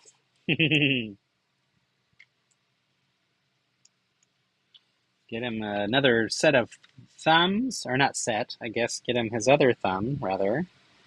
And then we'll put this arm on. I'm twisting these little fingers so that the little divot from the machines that make them get hidden. So I want to show you that, though. So if you take a look, if this focuses, you see those 3 divots on those little triangles? Those drive me wild. I do not like them. So I always put them in a way that hopefully they face to where you won't notice them on the build so much. There we go. Now he's got 2 arms. Let's give him some ears. If we call these ears, I guess. And then he has one more. I guess they're horns, wouldn't they be, I guess? Yeah, so we'll put one of these in here. One of these in here. Oops. And we'll slide these on. So cool. Yeah, Gengar. Looking pretty awesome. And then he gets a little tail on the back.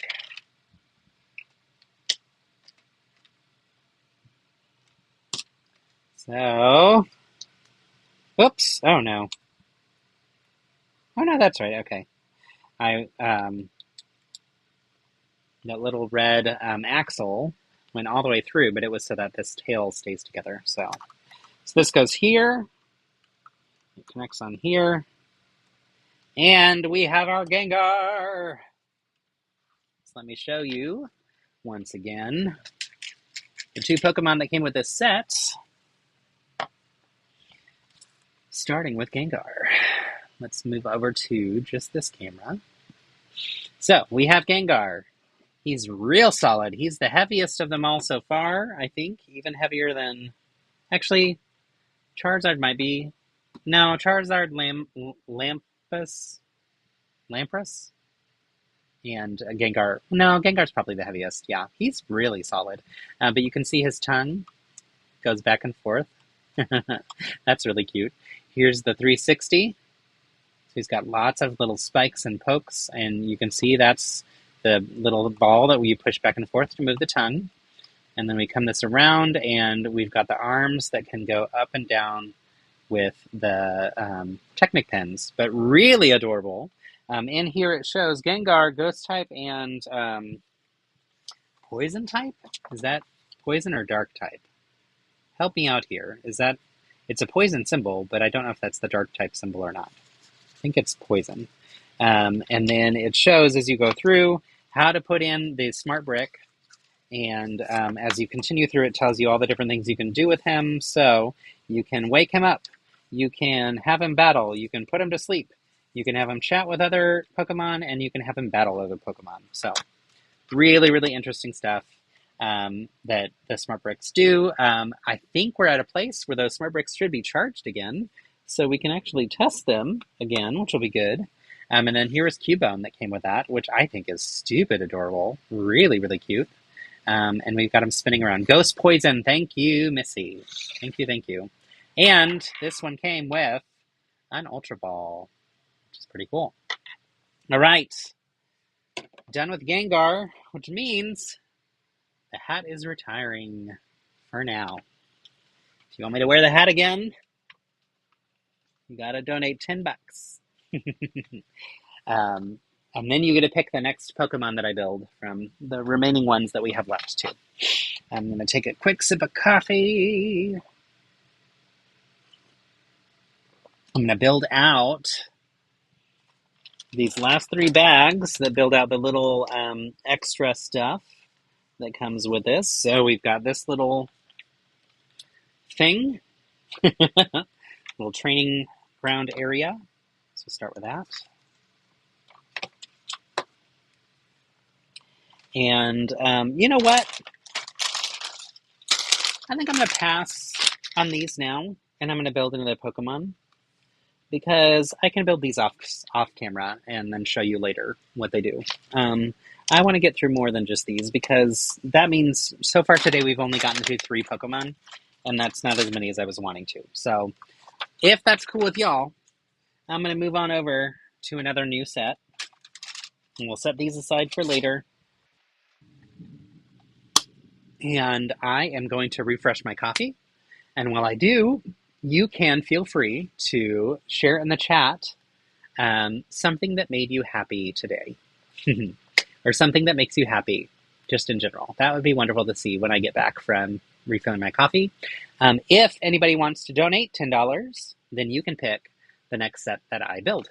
The next Pokemon that I build from the remaining sets that are there. So, and you can force me to wear the hat again. But I will be back in just a moment. Also, I've learned you can hear me. So I'm going to talk with you while I'm getting my coffee. And I'm also, while I'm up, I'm going to go check on our smart bricks and see if they're charged. And hopefully they are.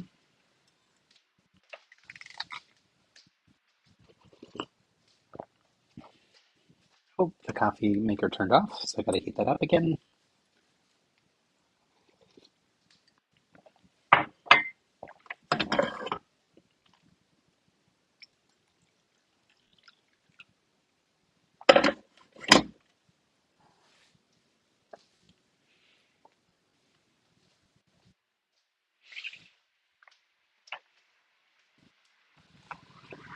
And actually, I am going to take my headphones out and be back in just a moment.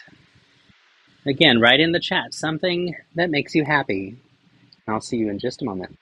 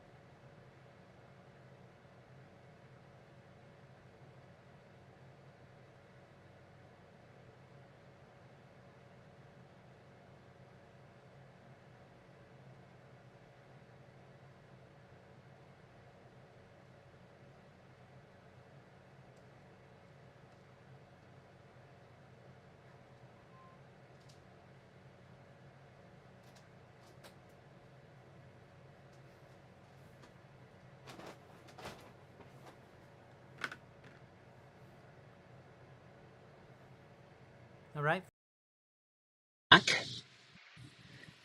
And very excited to say that we have some charged smart bricks so we can play. So that'd be really cool. If you'll give me a second, we'll get up to some fun with that. I wanted to see what I missed. Let's see here. I'm incredibly happy that my Pokemon sets came just in time for the stream. That makes me so happy to hear. My 5 coworkers today did an awesome job, so that made me happy. Awesome, Bev. Getting lunch with our coworkers today. Missy, that's great to hear, too. What makes me happy is family and friends. Also, what would make me really happy is a rainy day soon for a break of this hot weather. Yes, please. We would love a break from this freaking hot weather. It is terrible. Y'all, I am so grateful for this community. What I will say, what makes me happy, instead of saying this community, because I've said that a million times today, is I think I'm going to say what makes me happy is getting to read. I love reading and getting to do so in the mornings with Philip. So Philip and I like to read. He's been better about doing it in the mornings lately, so I need to jump back in with that. But reading together on the couch with Penny, that's one of my favorite things. So I love my family so much. So yeah. Yay! Okay, fun stuff. Let's get back to the stream. Hanging out with y'all at Brick Rodeo made me happy. Awesome. Agreed. It's a really, really fun crew, and we really have a great group. So awesome to hear. Thank you for joining, for staying, for sharing. Y'all are wonderful. Do you want to play with some smart bricks? Let's test these out. So we said we would test out Charizard. So we'll start with him. First, you remove the little belly section, and that exposes our smart tag. Then we put this in. Now listen to this. Did you hear that? So you can hear him flapping his wings, hopefully. Let me know if you can hear him, because I got my headphones on, so I'm not sure. But he's flying around.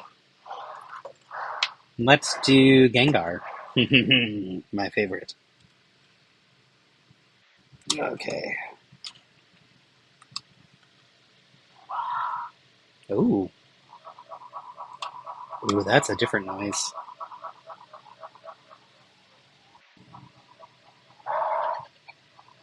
Awesome. Oh, good. You can hear them. Awesome.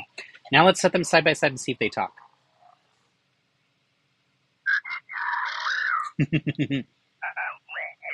Oh, yeah, they're chatting. That's so weird. But that's fun. Okay, let's try, before they battle, let's try them battling this training mechanism thing. So I'm going to do this with Gengar. Okay, do you hear the song?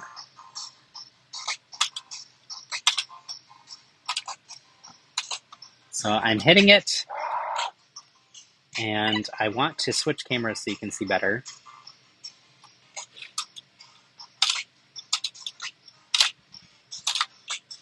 And do you see the light flashing? When it flashes green, that means supposedly it's gaining XP. That's what our friends over at Tips and Bricks said. There we go. Ooh, it makes a like bloop noise when it gains XP. Oh, there we go. Yeah. Okay, cool. I'm hearing it. Are y'all? Okay. So now he's battled a little bit. Let's get some coins for our friend Charizard. So in here, we have this thing that we can lift up. There's a little coin smart tag.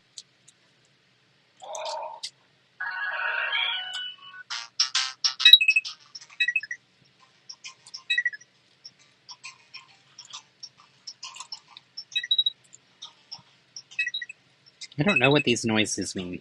But it's making like a noise as if he's getting more coins as I walk him around. So there's some options. Now, shall we have them battle? Now they need to battle. We're charging them up.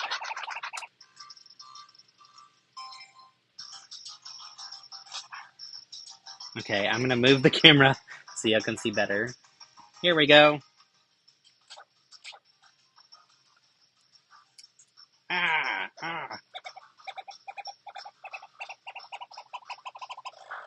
Ooh, did you hear that? It was charging quite a bit. Oh, it sounds like... Oh. So Gengar made the noises that made it sound like he won. Charizard made noises that made him sound like... Wah, wah. And now they're both just making weird noises. So I think those are their like walking noises or flying noises. You can hear him flapping his wings. Now let's put them both to sleep. It's super effective! Come on, Gengar, snore for me. There we go. Nice. Okay. And then we'll put Charizard to sleep as well.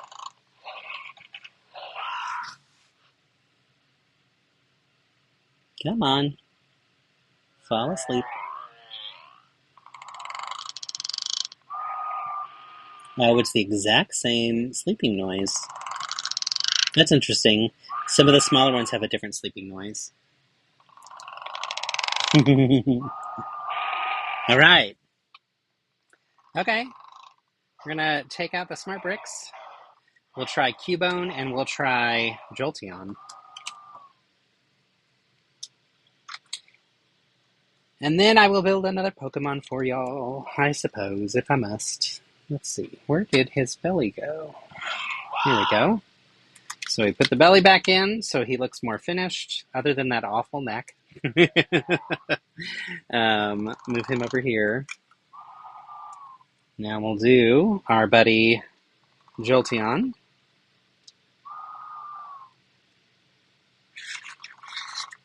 And I am not fully following the instructions because I'm not taking off the extra pieces that you put on the front of the smart bricks. But yeah, I don't think that matters too much. Okay, wake up. Come on, Gengar. You've rested enough. Alright. Actually, we're going to feed Gengar as well, because I want to see if his sounds sound different than Pikachu's did.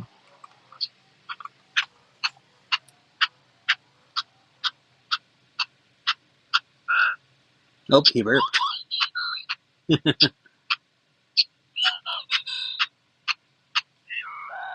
Oh, it turned red. Okay, interesting. Alright, I'm going to take this smart brick out. Sorry, Gengar.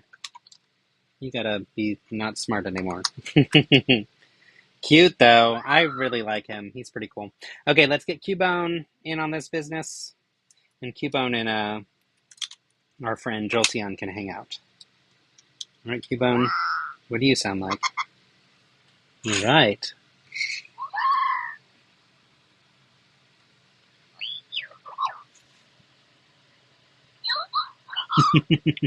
They're becoming friends, y'all.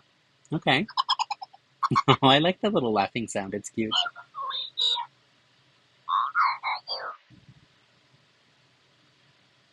Okay, I think they're done talking. Let's have them battle. Alright. Ooh, do you hear the charge? That's cool. Okay.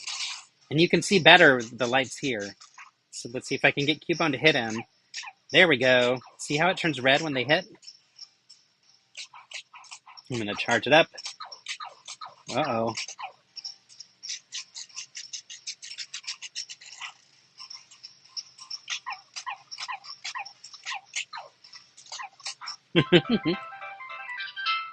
Oh, Cubone won. Yeah, Cubone won. Sorry, and no Jolteon win there. All right, well that was pretty cool. And let's try, just for the sake of it, since I have them in the smaller ones now, let's feed Cubone.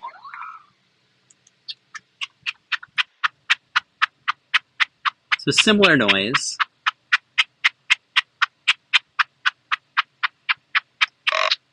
And he burps.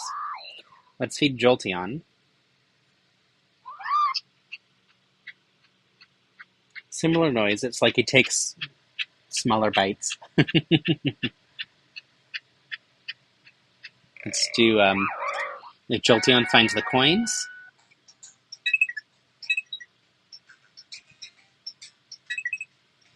Yeah, he makes all these noises like he's getting more coins. Oh, he got all the coins. Okay, good job. So yeah, it's decent stuff. I think the play experience is pretty fun. My biggest concern is, okay, calm down. It's hard to necessarily tell what's going on like when they're training and stuff. I think it's easier to tell what's going on when they fight and battle, because it plays the song noise and it plays the noises of them like attacking each other and whatever. And then eventually one wins and one loses, and it's pretty obvious in terms of the sounds. But yeah, I think I'm not as convinced that I understand how they're earning points or whatever. So, smart bricks, we're setting them aside. We're going to move these friends over. I am ready to build another Pokemon, and let me tell you again the sets that we have left. So, I promise I will finish the other builds that come with this Gengar set. I'm just going to do that offline because I want to build the actual Pokemon with y'all. So let me switch to this camera. Yeah, there we go. It's less of my stomach. The sets we have left are Charmander and Geodude's Cavern Clash. We have Berry Bash with Bulbasaur and Bidoof. Also, correct me if I'm mispronouncing any of these. We have Trainer's Buggy Adventure with Squirtle.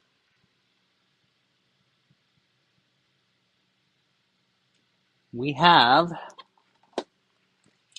Sprigatito, Fuecoco, and Quaxley Battle. So the starters from, I can't remember which version of the game, but these were the newest starters, I think. And now I'm going to have to move these elsewhere. Goodness, that's 4 sets. There's 3 left still. We have Drone Search for Mythical Mew with an adorable little Mew, which I think is so cute. We have Umbreon versus Garchomp in the championship battle. And I love that this comes with the large Pokeball and also comes with the trophy. I think that trophy's pretty cool. And last but certainly not least, oh my goodness, we have Mewtwo's Lab Escape. Mewtwo's Lab Break. So, those are the ones that we've got left. If someone donates $10, you can pick which one I'm going to do. And I will give you a moment to decide. If you don't, that's okay as well. Yes, Mighty Morphin J. Yes, Enrique, that is the song that goes through my head too. Right? It's impossible not to hear it now. That Mamma Mia song is going to forever be in your head now every time you see Sprigatito. So cute. So cute. Oh my goodness. These are all so adorable. And I love, honestly, the smaller ones. I think they're more adorable too. I'm very excited for this Mewtwo's Lab Break. I think that'll be a fun one. Very excited for Umbreon because that's another evolution. Evolution, I think is probably how you pronounce that, because otherwise it sounds evil. Mew's adorable. Cute little guy, but probably not in my top list because we got the Mewtwo. So cute. So cute. So cute. Oh my gosh. I just love them. All right. I'll put these back here. Oh goodness. That table is about to fall over too. There's so much on here. And also I'm just getting really full in this little build area. I need to clear off probably the Wicked Shelf, which makes me really sad, to go ahead and fill it with all of these Pokemon.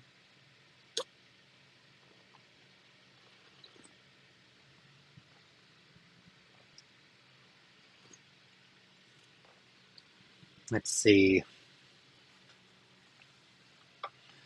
I'm going to double check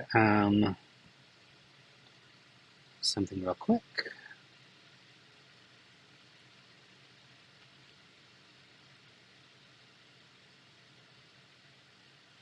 All right. We have the most recent donation that came in actually was from Hector. And because Hector said Quaxley and you already donated, I appreciate that. I am going to follow your lead, and that's what we're going to go with. So let me open the set that has Sprigatito, Quaxley, and Fuecoco. And let's get to going.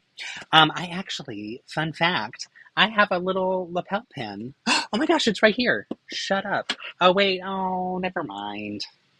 I thought it was those 3 starters, but it's these 3 starters. Y'all, that's disappointing. They're cute still, and I like them, but I thought it was these. Oh well. That's okay. I suppose I can still be happy. All right, let's build these adorable ones. Thank you, Hector, for your donation earlier, and also for being a great part of our community. Y'all are all wonderful, and I really appreciate y'all. Each and every one of you.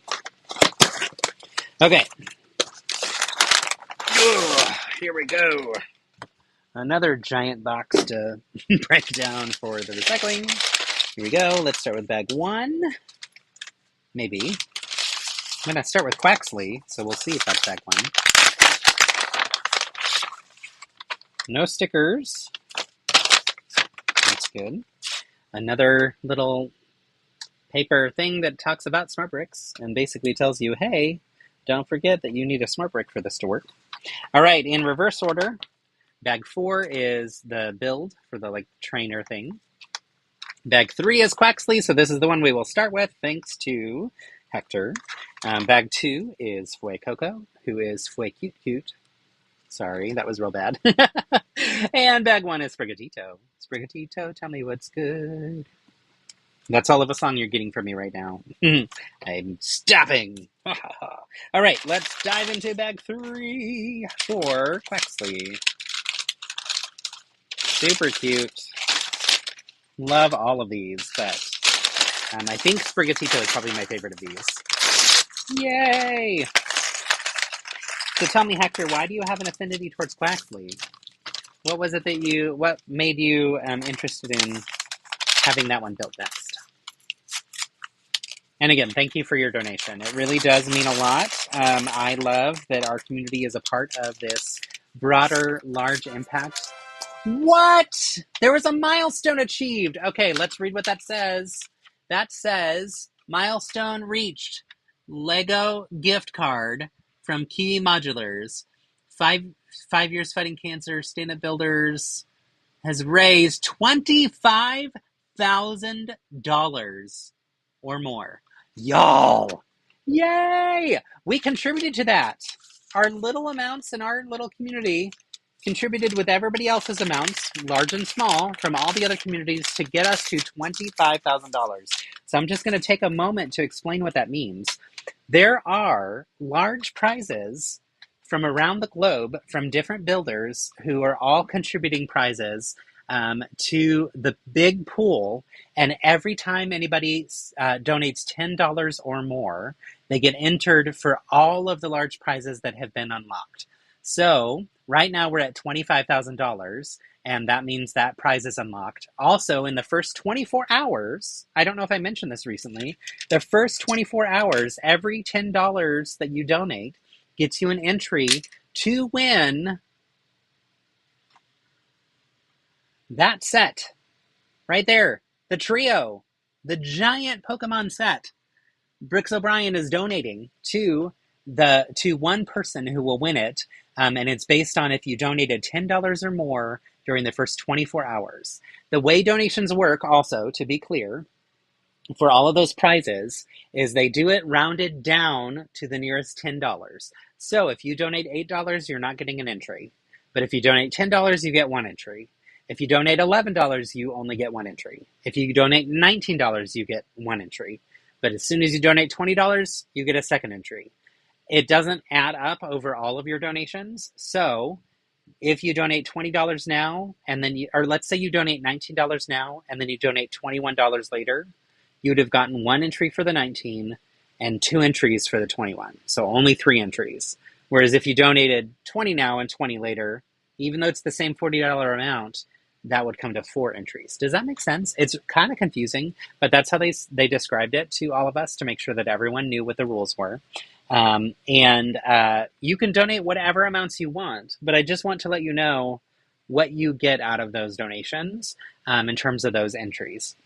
Those are for these grand prize winning things, and certain prizes unlock to be added to this at certain dollar amounts. So 25,000 is the first big prize dollar amount that was unlocked, which is really exciting. And everyone who's donated today has donated 10 or more, which means all of you are entered in for the big one, which is so cool to me. So cool. So that was exciting. That was really cool. I didn't know that was going to happen.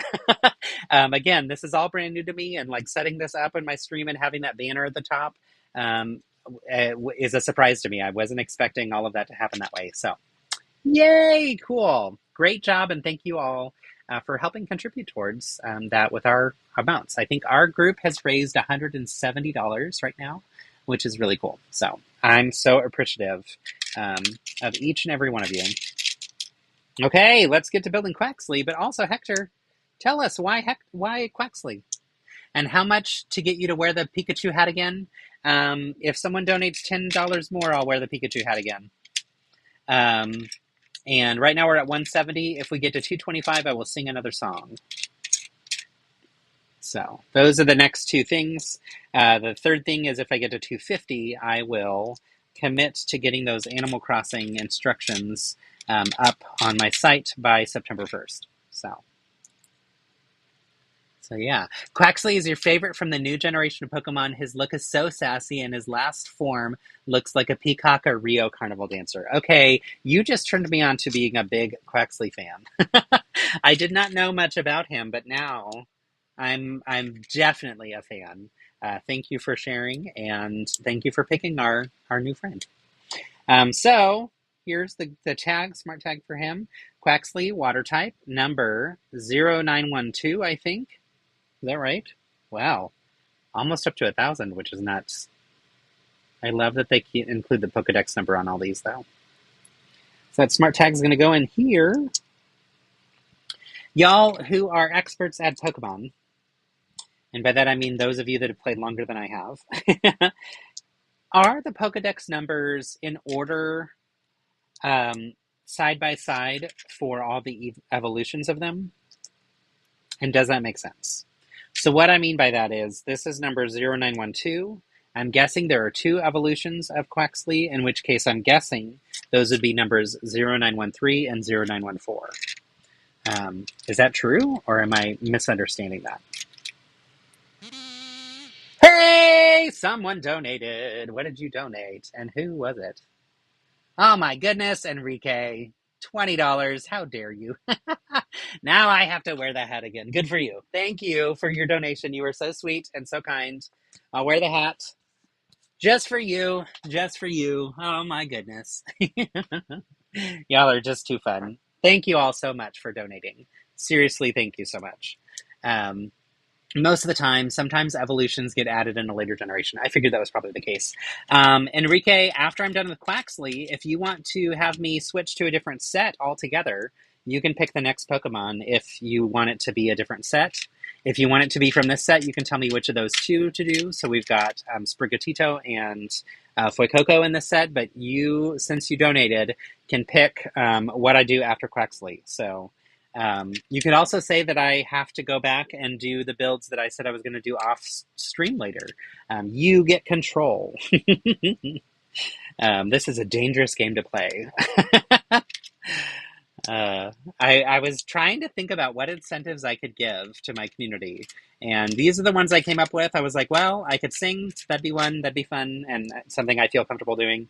I also thought that I could have you pick my nail polish color that I'm going to have for brick slopes, but I haven't committed to that yet, so you've only heard that as an idea.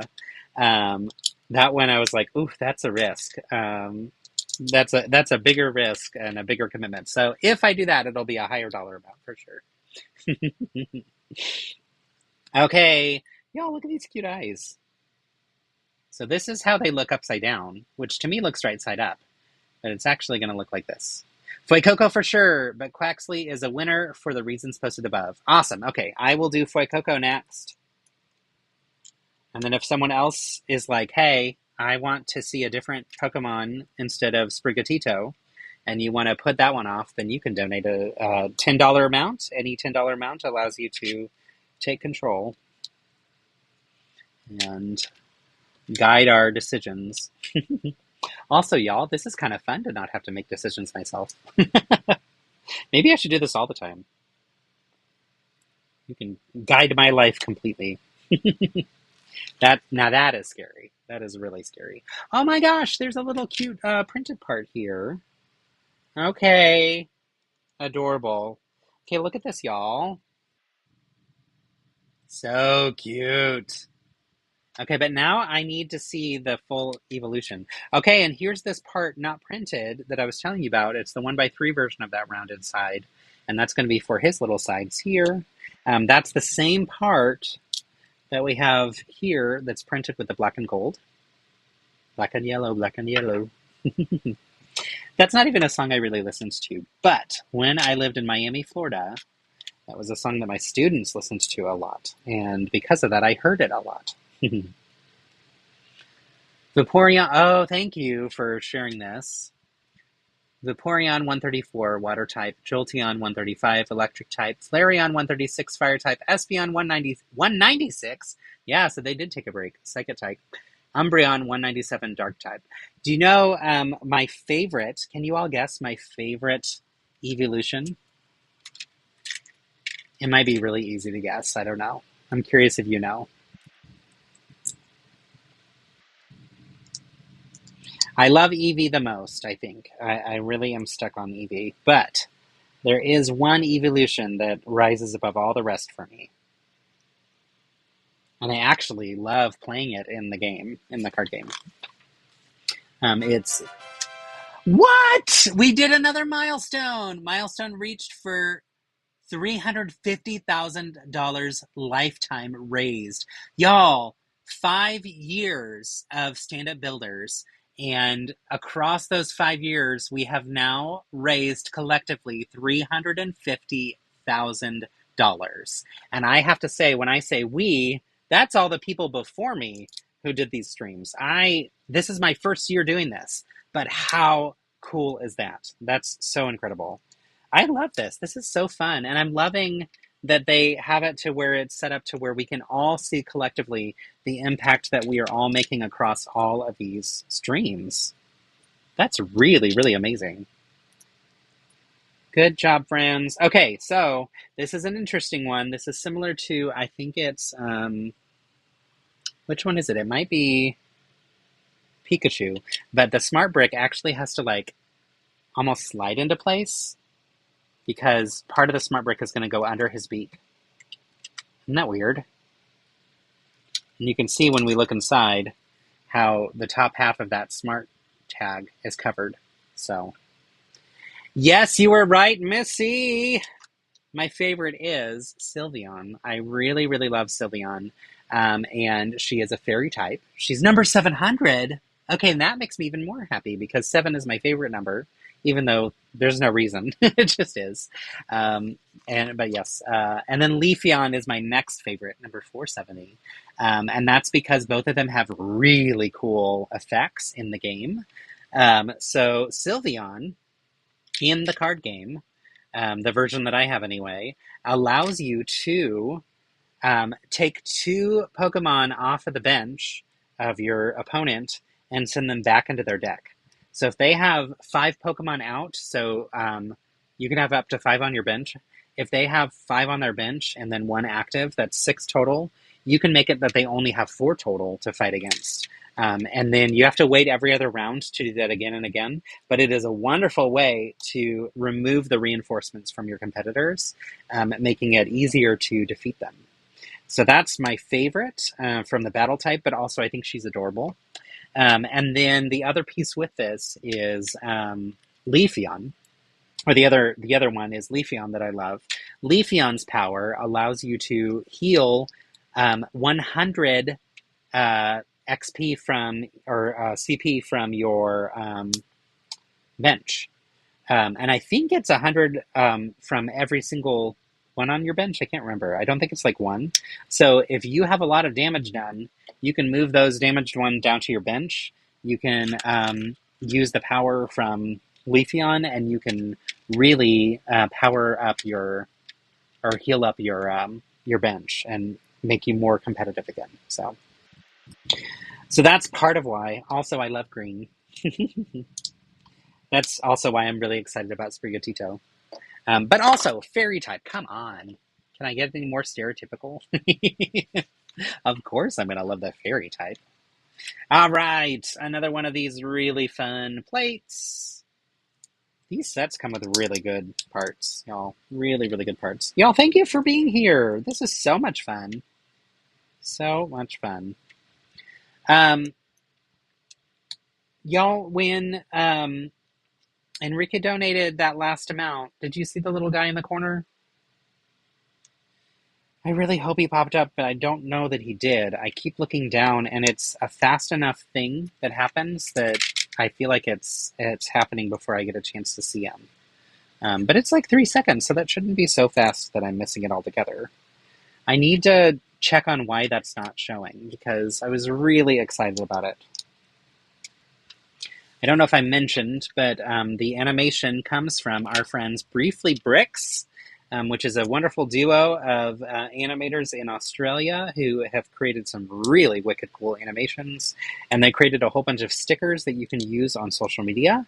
And they're all in Jiffy. And so you can pick any GIF that's supposed to show when someone donates, and then it's supposed to pop up in that corner.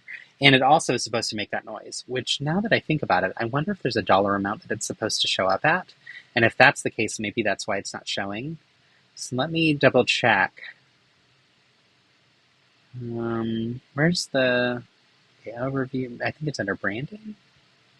No. Overlays, here we go. So in the overlays, let me edit this. We've got the alert box. It has the GIF that comes through, the kazoo, and it's supposed to show alerts equal or over $10.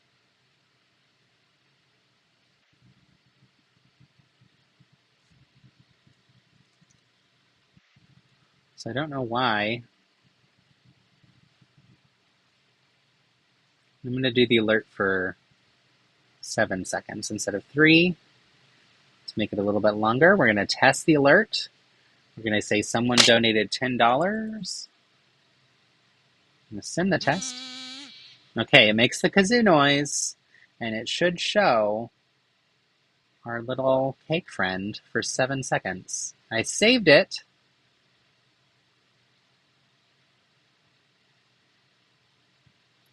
I'm going to copy the URL again. Come in here. I'm going to edit this. I'm going to paste. Okay, it's the exact same URL, so that shouldn't be doing it. You heard the noise but didn't see the guy. Yeah, I think you heard the noise because it was on a web browser that I was on when I was testing it. Okay, I refreshed it. So maybe now that I've refreshed it, it might work, but I don't know. It might be, I don't think it's hidden because it's an overlay, so it should be on top of other things. It should be showing in the bottom right corner. So we'll see if it happens again. If we get another donation, hopefully it'll show up. And if not, then I will ask others who are streamers who are doing this alongside if they will kind of help me see what's going on, because maybe they know how to fix it and I don't. So all right. Also, this part is really great too, this curve. And we're getting this part in a bunch of different colors in these sets as well. So this is for Quaxley's head, like the almost hair type piece that we just built. It's a fun shape. It almost like has its own bill on it too. And then yeah, we're getting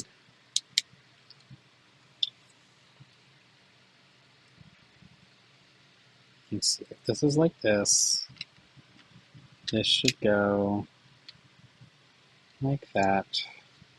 Okay, that's right. This should go here. And we get a little wisp up here. Get another little curve down here. And then I think I know what's going to happen underneath. Yep, okay. We're almost done with our friend, picked by our generous donor. Quaxley, let's get this head on you, or this hat on you. Dun dun dun dun dun dun dun. Also, fun that we're getting this little pen in that blue color. I think it came in another set that I was building recently too. So, all right. I'm going to do that. And then let's all take a look at Quaxley. Let me move this camera off. So it's just this one, y'all. He is so cute. I like his little tail. He's got a little tail feather. I like this little, the shaping that they did for the top. I think that's actually pretty good. And again, I like these adorable little rounded shaped characters. I think they did a really good job with these. So with Quaxley, shows all the same things that it's supposed to, walking around, sleeping, battling, etc. And when we go back here, this is the catch card type page. Quaxley number 0912, water type. Yay! Go team. Nice. All right, let me go back up and see. I think we committed to Fuecoco next, right? He does look so cute. I'm really happy with him. Thanks, Hector. Good choice. Let's see here.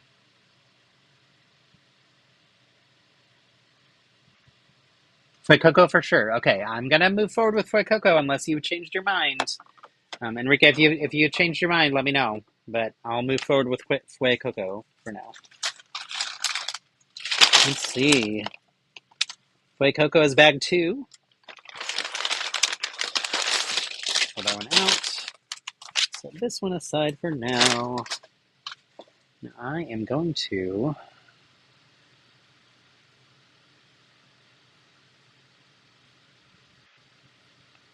go over here.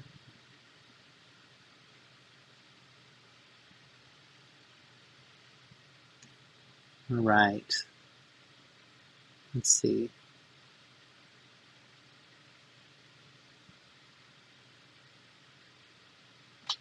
Just a moment. I'm just posting something in the broader chat. Congrats on 25,000.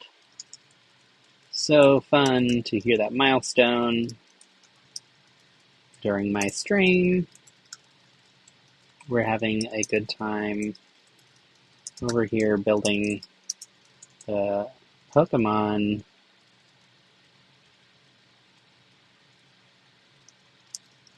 Smart Play Lego sets.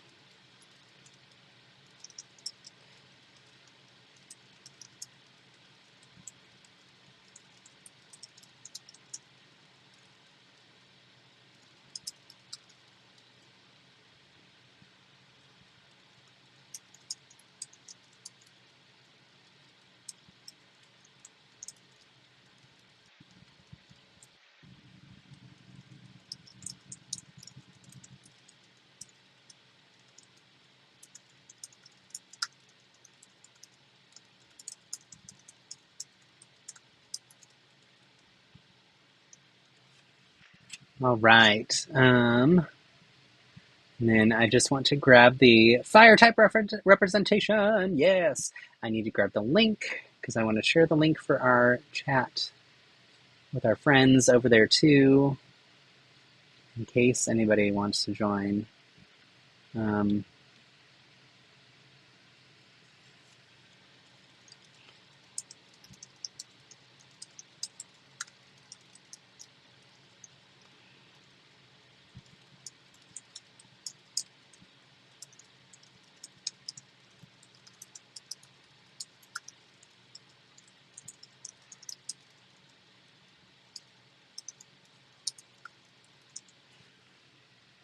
All right. Here we go. Let's dive in to Fue Coco. Where did you get your shirt? Oh, yeah. Let me show you the shirt. It is really cool. This shirt says One Earth, Many Afols. It has a really cool build here. And on the side, whoops, not on that arm, on this arm, it says Scareback Weekend, Scareback Fan Weekend. So Philip and I had the wonderful opportunity last year to go to Scareback Fan Weekend. Scareback is in Denmark. It's in a small little town in Denmark, and actually called Scareback. And it is a global Lego convention. While we get people from around the globe that come to Brick Rodeo and Brick Slopes and whatnot, this was the first convention I've been to where really we got to meet a lot of our friends that I've known from around the world through the magic of the internet. And it was really, really special and cool. So I had to buy this shirt because I love the concept and the vibe and what it's suggesting, right? I love that it really matches with my mantra of build kindness, but also it just was a really cute shirt too. So plus I love the color. It's a great teal. And the fabric is really nice. It's on the same type of fabric that other Lego shirts I've gotten are, and those are ones that like at the Lego group in Denmark. For instance, I got a Lego Fortnite one. They are the most comfortable shirts I've ever owned, and they hold up really well in the wash. So yeah, thanks for asking. It's one of my favorite shirts for sure. So, yay! Welcome some new friends. Hi y'all. Good to see y'all. Thank you for joining. For those who didn't know, I am Justin Brady Joyner. I am a Lego ambassador, and I get the privilege and opportunity to review Lego sets. So I like to build them on my weekly streams, which we do on Wednesdays. And thanks to this wonderful community, I am also participating now for the next 10 days in the Stand Up Builders, raising funds and awareness for Stand Up to Cancer. So our stream today and a couple other streams that are coming up in the next 10 days are helping contribute towards that. And my community has been generous and kind and has been playing the fun games that we've been playing as we've been building these really fun smart play sets. So Lego sent me all of the wave of the Lego smart play sets for these Pokemon ones. And so we're working our way through, and it's taking quite some time because there's a lot to build, but we're having a good time. So, and some of what I've decided to build has been dictated by my community as they've donated little bits and pieces here and there.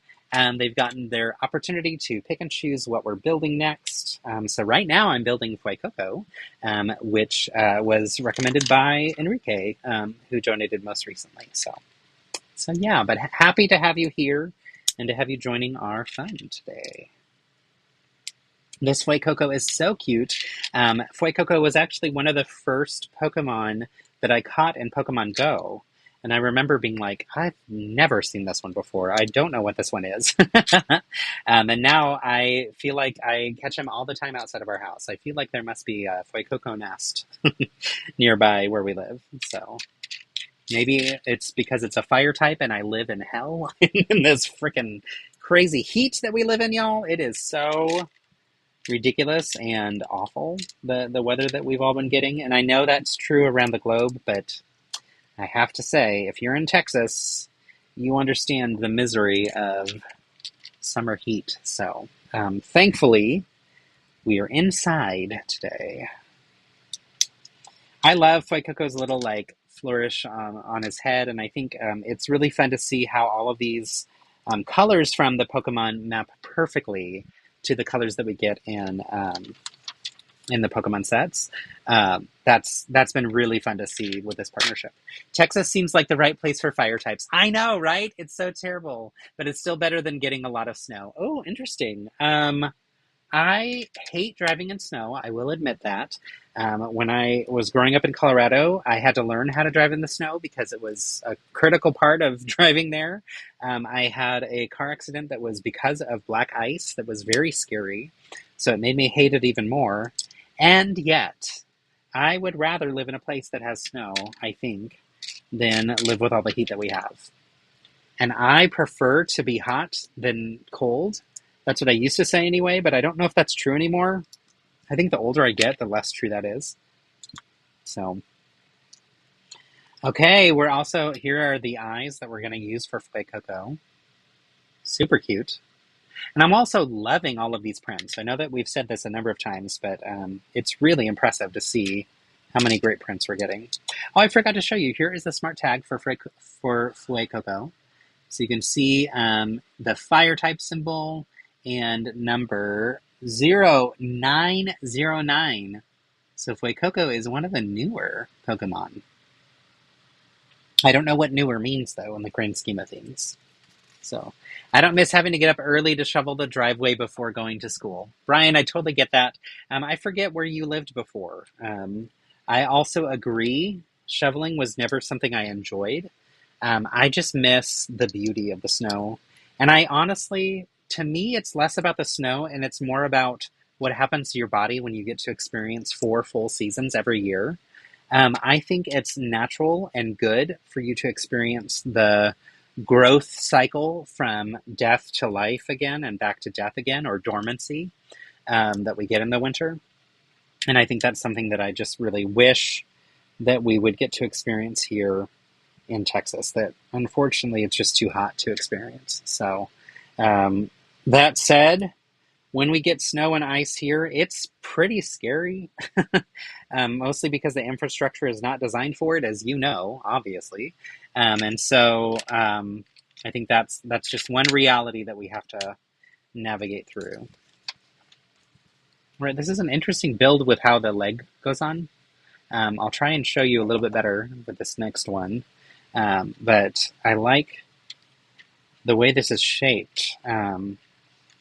So, for starters, we are using this one, this like rounded one. And it's going to come out like this, and it's going to leave that little opening there. Upstate New York, near Syracuse, lake effect and snow region. Snow is great to visit, but awful to live in. Agreed on that part. I will say, whenever we would go to visit family in Colorado, back when I still had family living there, it makes me so sad that they all moved away in the last year. But when we would go back to visit them, I loved when we could be there while it was snowing, but also that was the joy of just like going and playing in the snow, right? It wasn't having to drive. It wasn't having to even shovel necessarily. Like maybe we did a little bit to get a car out, but it wasn't the same. And also, where I lived in Colorado, we didn't get quite the snow that you got there. So very, very different in that sense too. Okay, and I built this backwards. I dove into building it way too fast, and now I need to address this. But I'll show you in a second how this all comes together. There we go. All right, so now that we have the leg built, that little back opening connects onto this white piece here. So that it goes like that. And then we're probably going to build on top of this, and that's going to help secure it in place. So your parents get 200 inches of snow a year. Gosh, that's wild. Yeah, where I lived in Colorado, it was Loveland, the Valentine's Day capital of America. Fun, cheesy fact for y'all. And the snow we would get would be light dustings that would go from like the foothills. The snow would hit really heavy in the mountains, and then it would kind of float over Loveland and give us a light little dusting of snow, not too much, which is great. And then we would come back to hitting major snow in the other parts of Colorado, in like the plains part of it too. So we would get a blizzard that was a legit blizzard maybe once every 5 to 10 years, which is very different than what would happen in the parts of the, the world that you're talking about. So definitely different for sure. Okay, let's put those eyes on. So cute. I just love his little like French fry things sticking up, little hair pieces. It's really cute. Can't even comprehend how much snow that is. It is too much snow. It's probably the easy answer there. That is a lot of snow for sure. So you make a very good point of liking snow and liking the experience of snow versus liking the living in snow. After having that major accident I had in the black ice, it was towards the end of the snow season, and so I refused to drive in snow after that for the rest of that season because it scared me so much.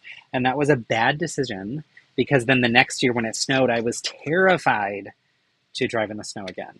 And I think it's important to push past those fears if you're going to live in a place like that. So, all right, and here's the nose print, which is cute. And you can see it's like slightly up on the nose, and I think that higher point is going to go closer to his face. So let me put that here and see if that matches what the instructions show. Really cute. I believe that's right, yeah. And then we have his printed mouth, which is so cute with those little teeth. Okay, Fuecoco is becoming very quickly becoming one of my favorites of these. He's just so cute. And with Fuecoco's arms, we could make a red KitchenAid mixer, y'all. They wouldn't even close school unless we got more than 3 feet overnight. That's wild. I remember the very few times that things would close down because of snow, how exciting it was because we were kids. And we still had to do a lot of work during that time. My dad would make us go out and shovel and all that. But we would get a shovel and then we would get to go and play. And it was so much fun. And obviously the nostalgia of being a kid in the snow is very different than the lived reality of having to deal with and navigate all of that. So you're not wrong, but I do miss 4 full seasons. I think just from a health standpoint, I do think it's better for your body to experience a full rotation of everything.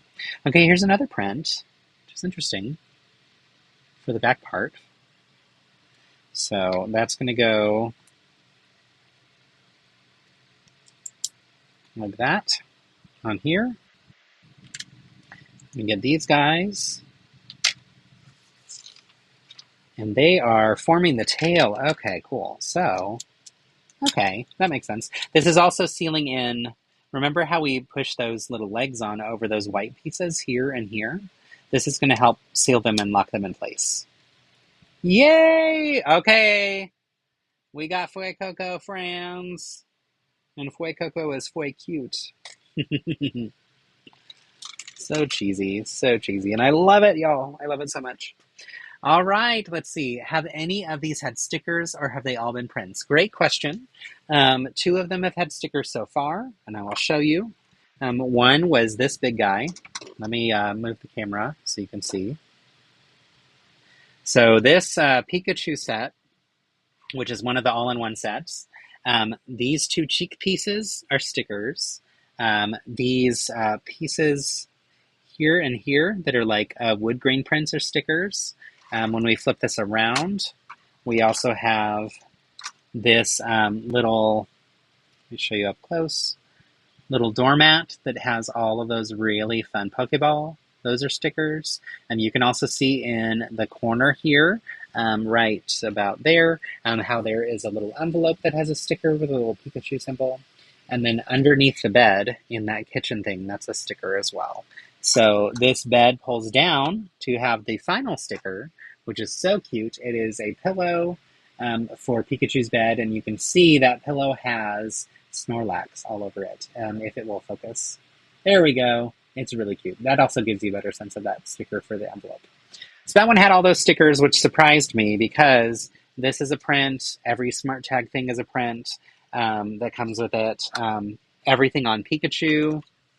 Where is Pikachu? Here we go. Everything on Pikachu is a print. So I love that his face, which is adorable and perfect. Like this is arguably perfect. Was a print as well. But yeah, all those are stickers. On this set, actually, there were stickers in this one too. So this was the Lapras and Eevee. We got stickers for the flag, which is double-sided. There's 2 stickers there. And we got stickers for the treasure map that comes with it. And then lastly, a sticker for the inside of the inside of the raft there. So that has Magikarp on it, which is really cute. And then the last one that had stickers from my recollection was the gift purchase Ditto as Squirtle. So it had a sticker for the TV screen, and there's an alternate sticker as well. It had this one that's like a catch card for Squirtle, the remote control, and then inside in here is that alternate print, or alternate sticker for Squirtle battling, which I thought was really cute. So I like this one best, so that's the one that's on my TV. And then all the rest, everything else has been a print, which I am really appreciative of. So, all right, let's take a look at Fuecoco. Fuecoco number 0909, fire type. Here's the catch card. Looks like French fries sticking out of a McDonald's bag. It shows adding a smart brick means you can make him run around. He can giggle, he can battle, he can charge up, train, sleep, chat with others, and battle others. Just like every other one. So really, really cute. That's nice that all the actual Pokemon are printed. Agreed. I would be really annoyed if all of these were stickers where we had the eyes, the nose, and the mouth. I think it was a very smart decision for LEGO to do all printed parts for the Pokemon. So, all right.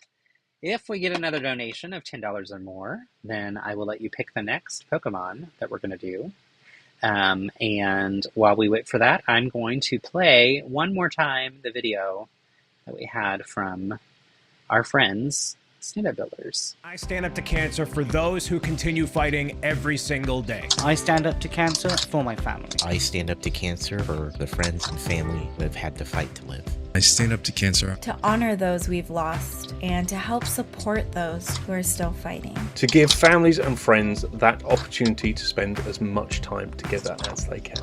I fundraise for Stand Up to Cancer as a survivor of cancer myself. For my uncle, for my friends, to make the world a better place. And my fellow stand-up builders. We are standing up to cancer. Because cancer almost took my life, but I'm still standing. It's my dream that no one else has to go through what they went through. That's why I'm standing up to cancer. Because it has affected so many people that I love. Because as a survivor, I want to give hope and a voice to other survivors. Because its scourge can and will be stopped in our lifetime. Because cancer sucks. I stand up to cancer for survivors like me. In honor of some of my mom's dear friends. For my mom, for my grandmom. For those that are just diagnosed. For those who don't have anyone to fight for them. And I stand up to cancer for my late grandmother, Mary. For family members who had unfortunately lost their battle to cancer. And our community who either have fought or are still fighting. I hope you'll join me this August. To stand up to cancer. We are doing our part. And build hope through the power of science. Please help us raise money to fight this terrible disease. Let's help end cancer. I hope you join me and the rest of the builders as we stand up to cancer together. I will be building Lego, but I will also be building hope. Together we can make a difference. Together we stand up to cancer.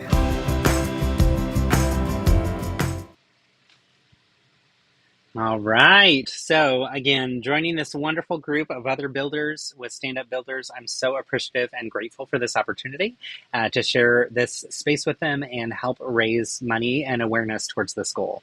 And reminder again, your donations can be money, but also your donations and support can be in the form of sharing this link with others for them to either donate or join the streams. You could like the stream, which would be a wonderful help too, to get more visibility on my stream as well, and bring more people to our community who are willing to learn about and listen and hear and everything too. So grateful for all of you coming, joining, having fun, building along with me today. I am going to build one more Pokemon, I believe, before wrapping up the day.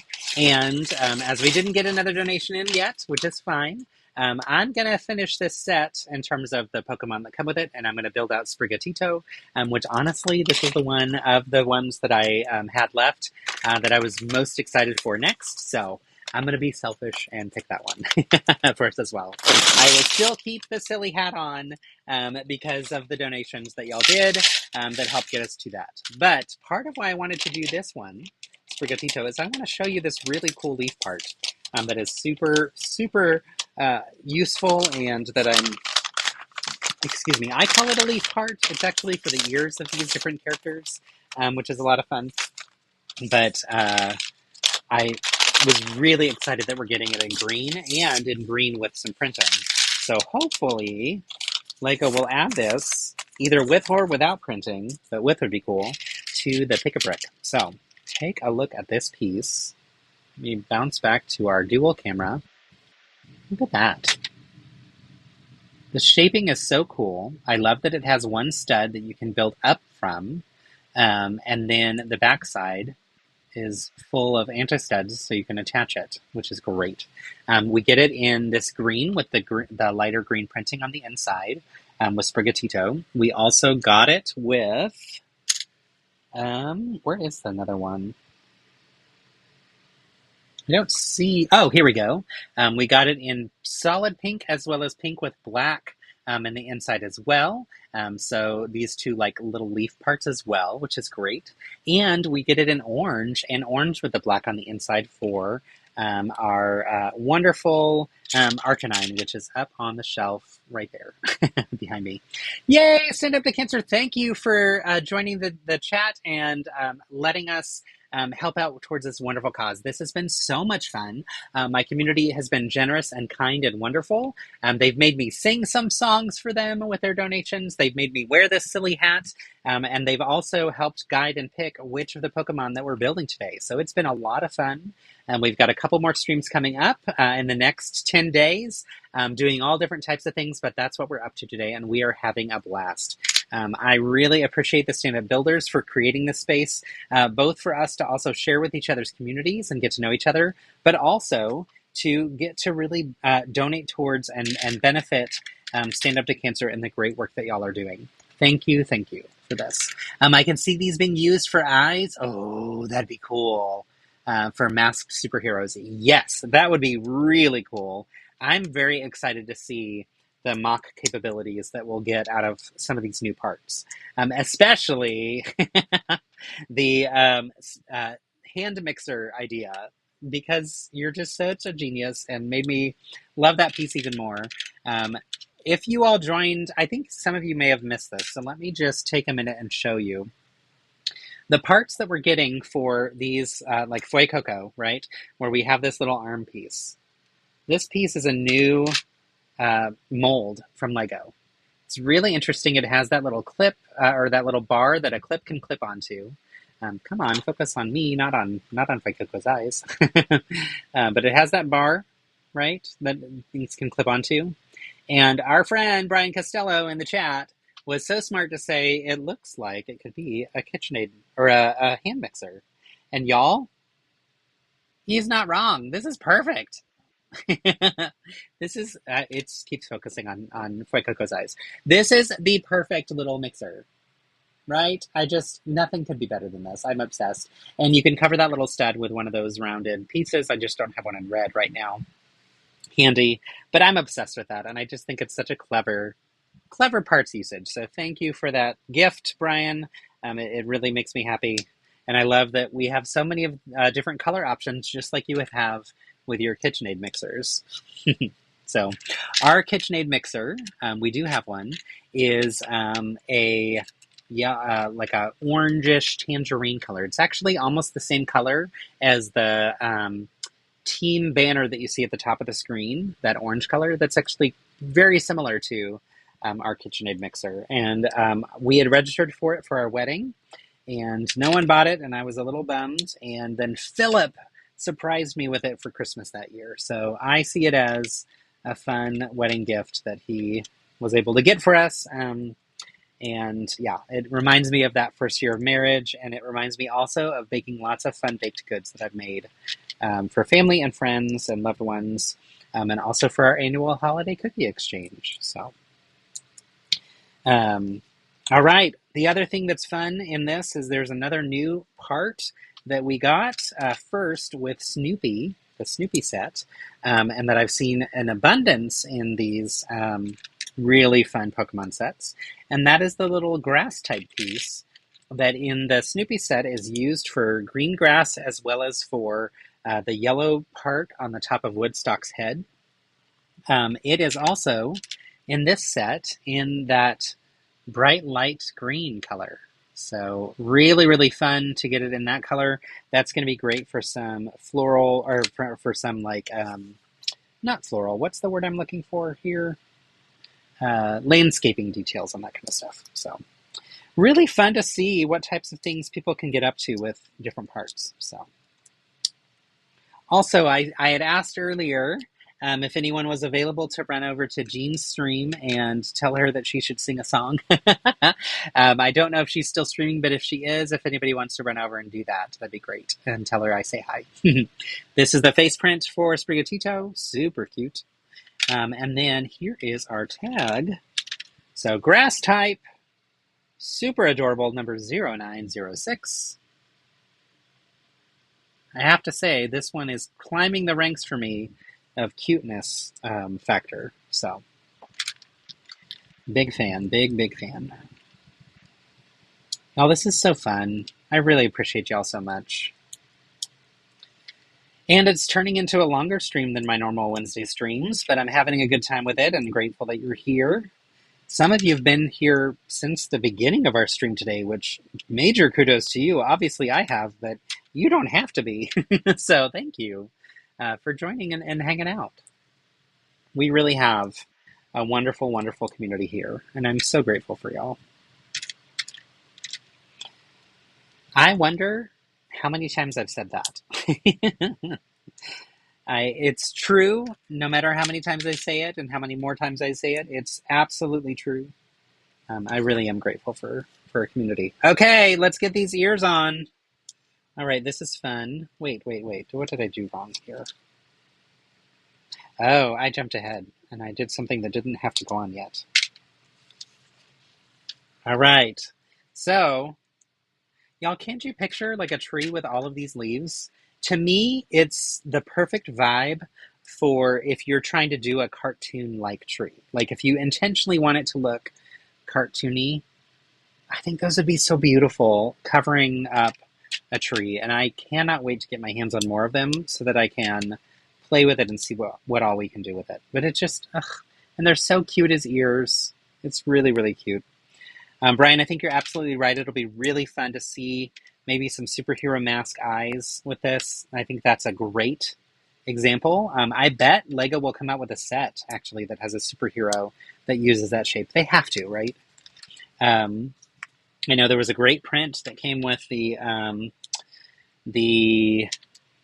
Black Panther set when Philip and I were building that out that had like a print of this shape, but it was on a rectangle that went underneath something, and then they carved out the shape by putting some other pieces on top. And while that was a great technique, it's neat that now we could get it in full print. Okay, cool. See, the more you cover it up, the more it starts to look like ears.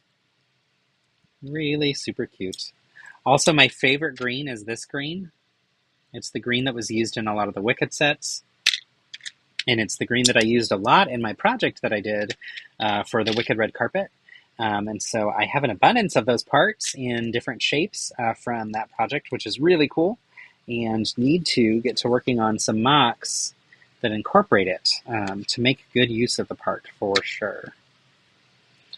All right, we're getting some of these D-snot bricks, which are very useful. For those that don't know, it's called a D-snot because it's like the shape of the letter D when it's turned sideways. And I love them because they are 2 studs tall, which makes doing Lego math easier when you're using snot bricks. And they can fit in some narrow spaces that a regular snot brick can't fit in when you need just 2 plates tall. Also, I really like this bright light green. It's not a color I build with a lot of, or very frequently. Oh my gosh! Shut up, she's so cute. Oh my gosh, she's so cute. Okay, and then here, this is where we use those Woodstock feather type pieces for the little like side whiskers. It's just adorable. It's gonna go on here. Let's see. And what I'm noticing with this collection of all 3, Fuecoco, Sprigatito, and Quaxley, is all 3 of them have that same issue where the brick where the smart brick is going to have to like tuck in underneath the chin, which is fine. It just is a little bit harder to place in there. So, but for scale, I think it's perfect. I think it makes a lot of sense. All right, we have more of these little notched pieces again.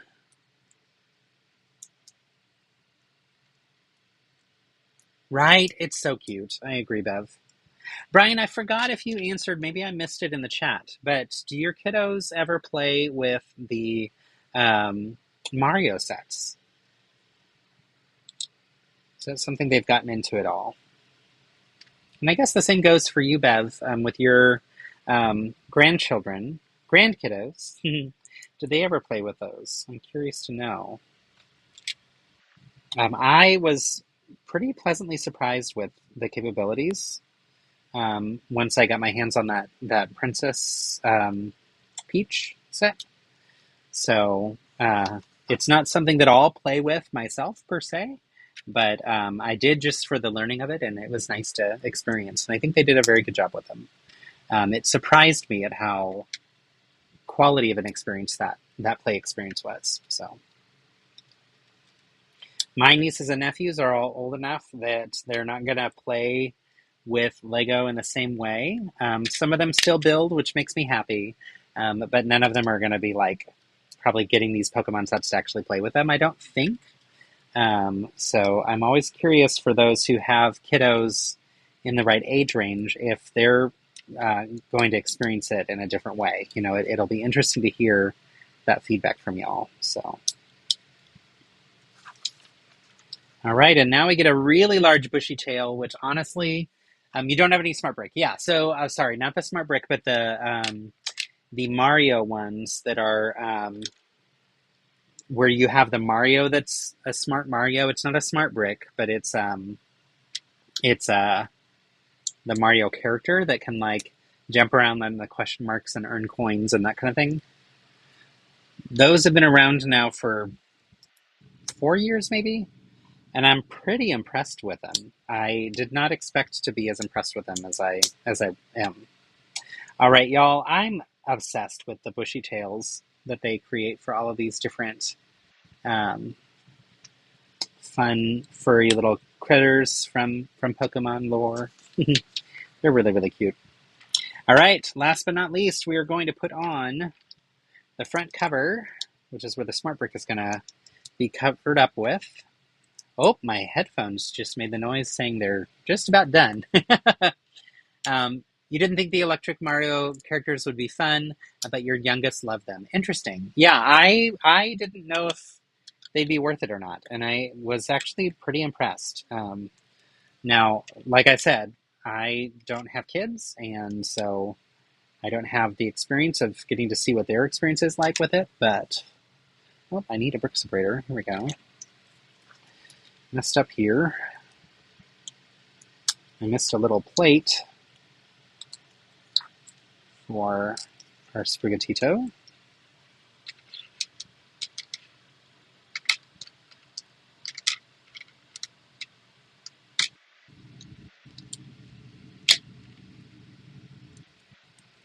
There we go, I've got that fixed.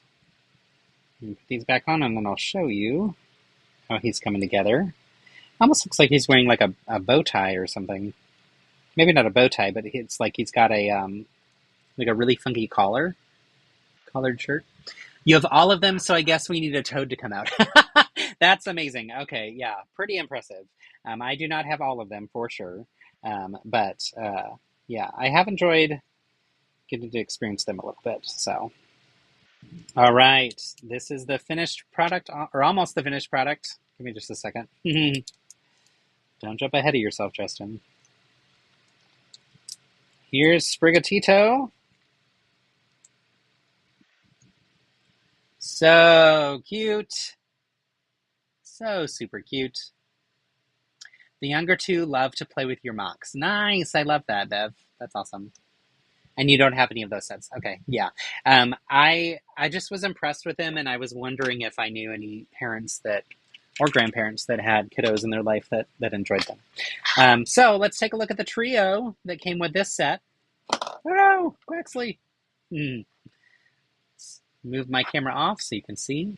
We've got Quaxley, which is a little bit larger than I was expecting him to look. Really great vibe.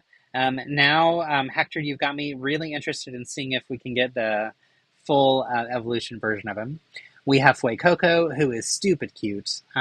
He's definitely one of my faves right now. And then Sprigatito, which is also growing the ranks, climbing the ranks for me of favorite ones as well. So really adorable. I love them all so much. Sprigatito reminds me of the song from Mamma Mia what is it called? I want to look up the name of it.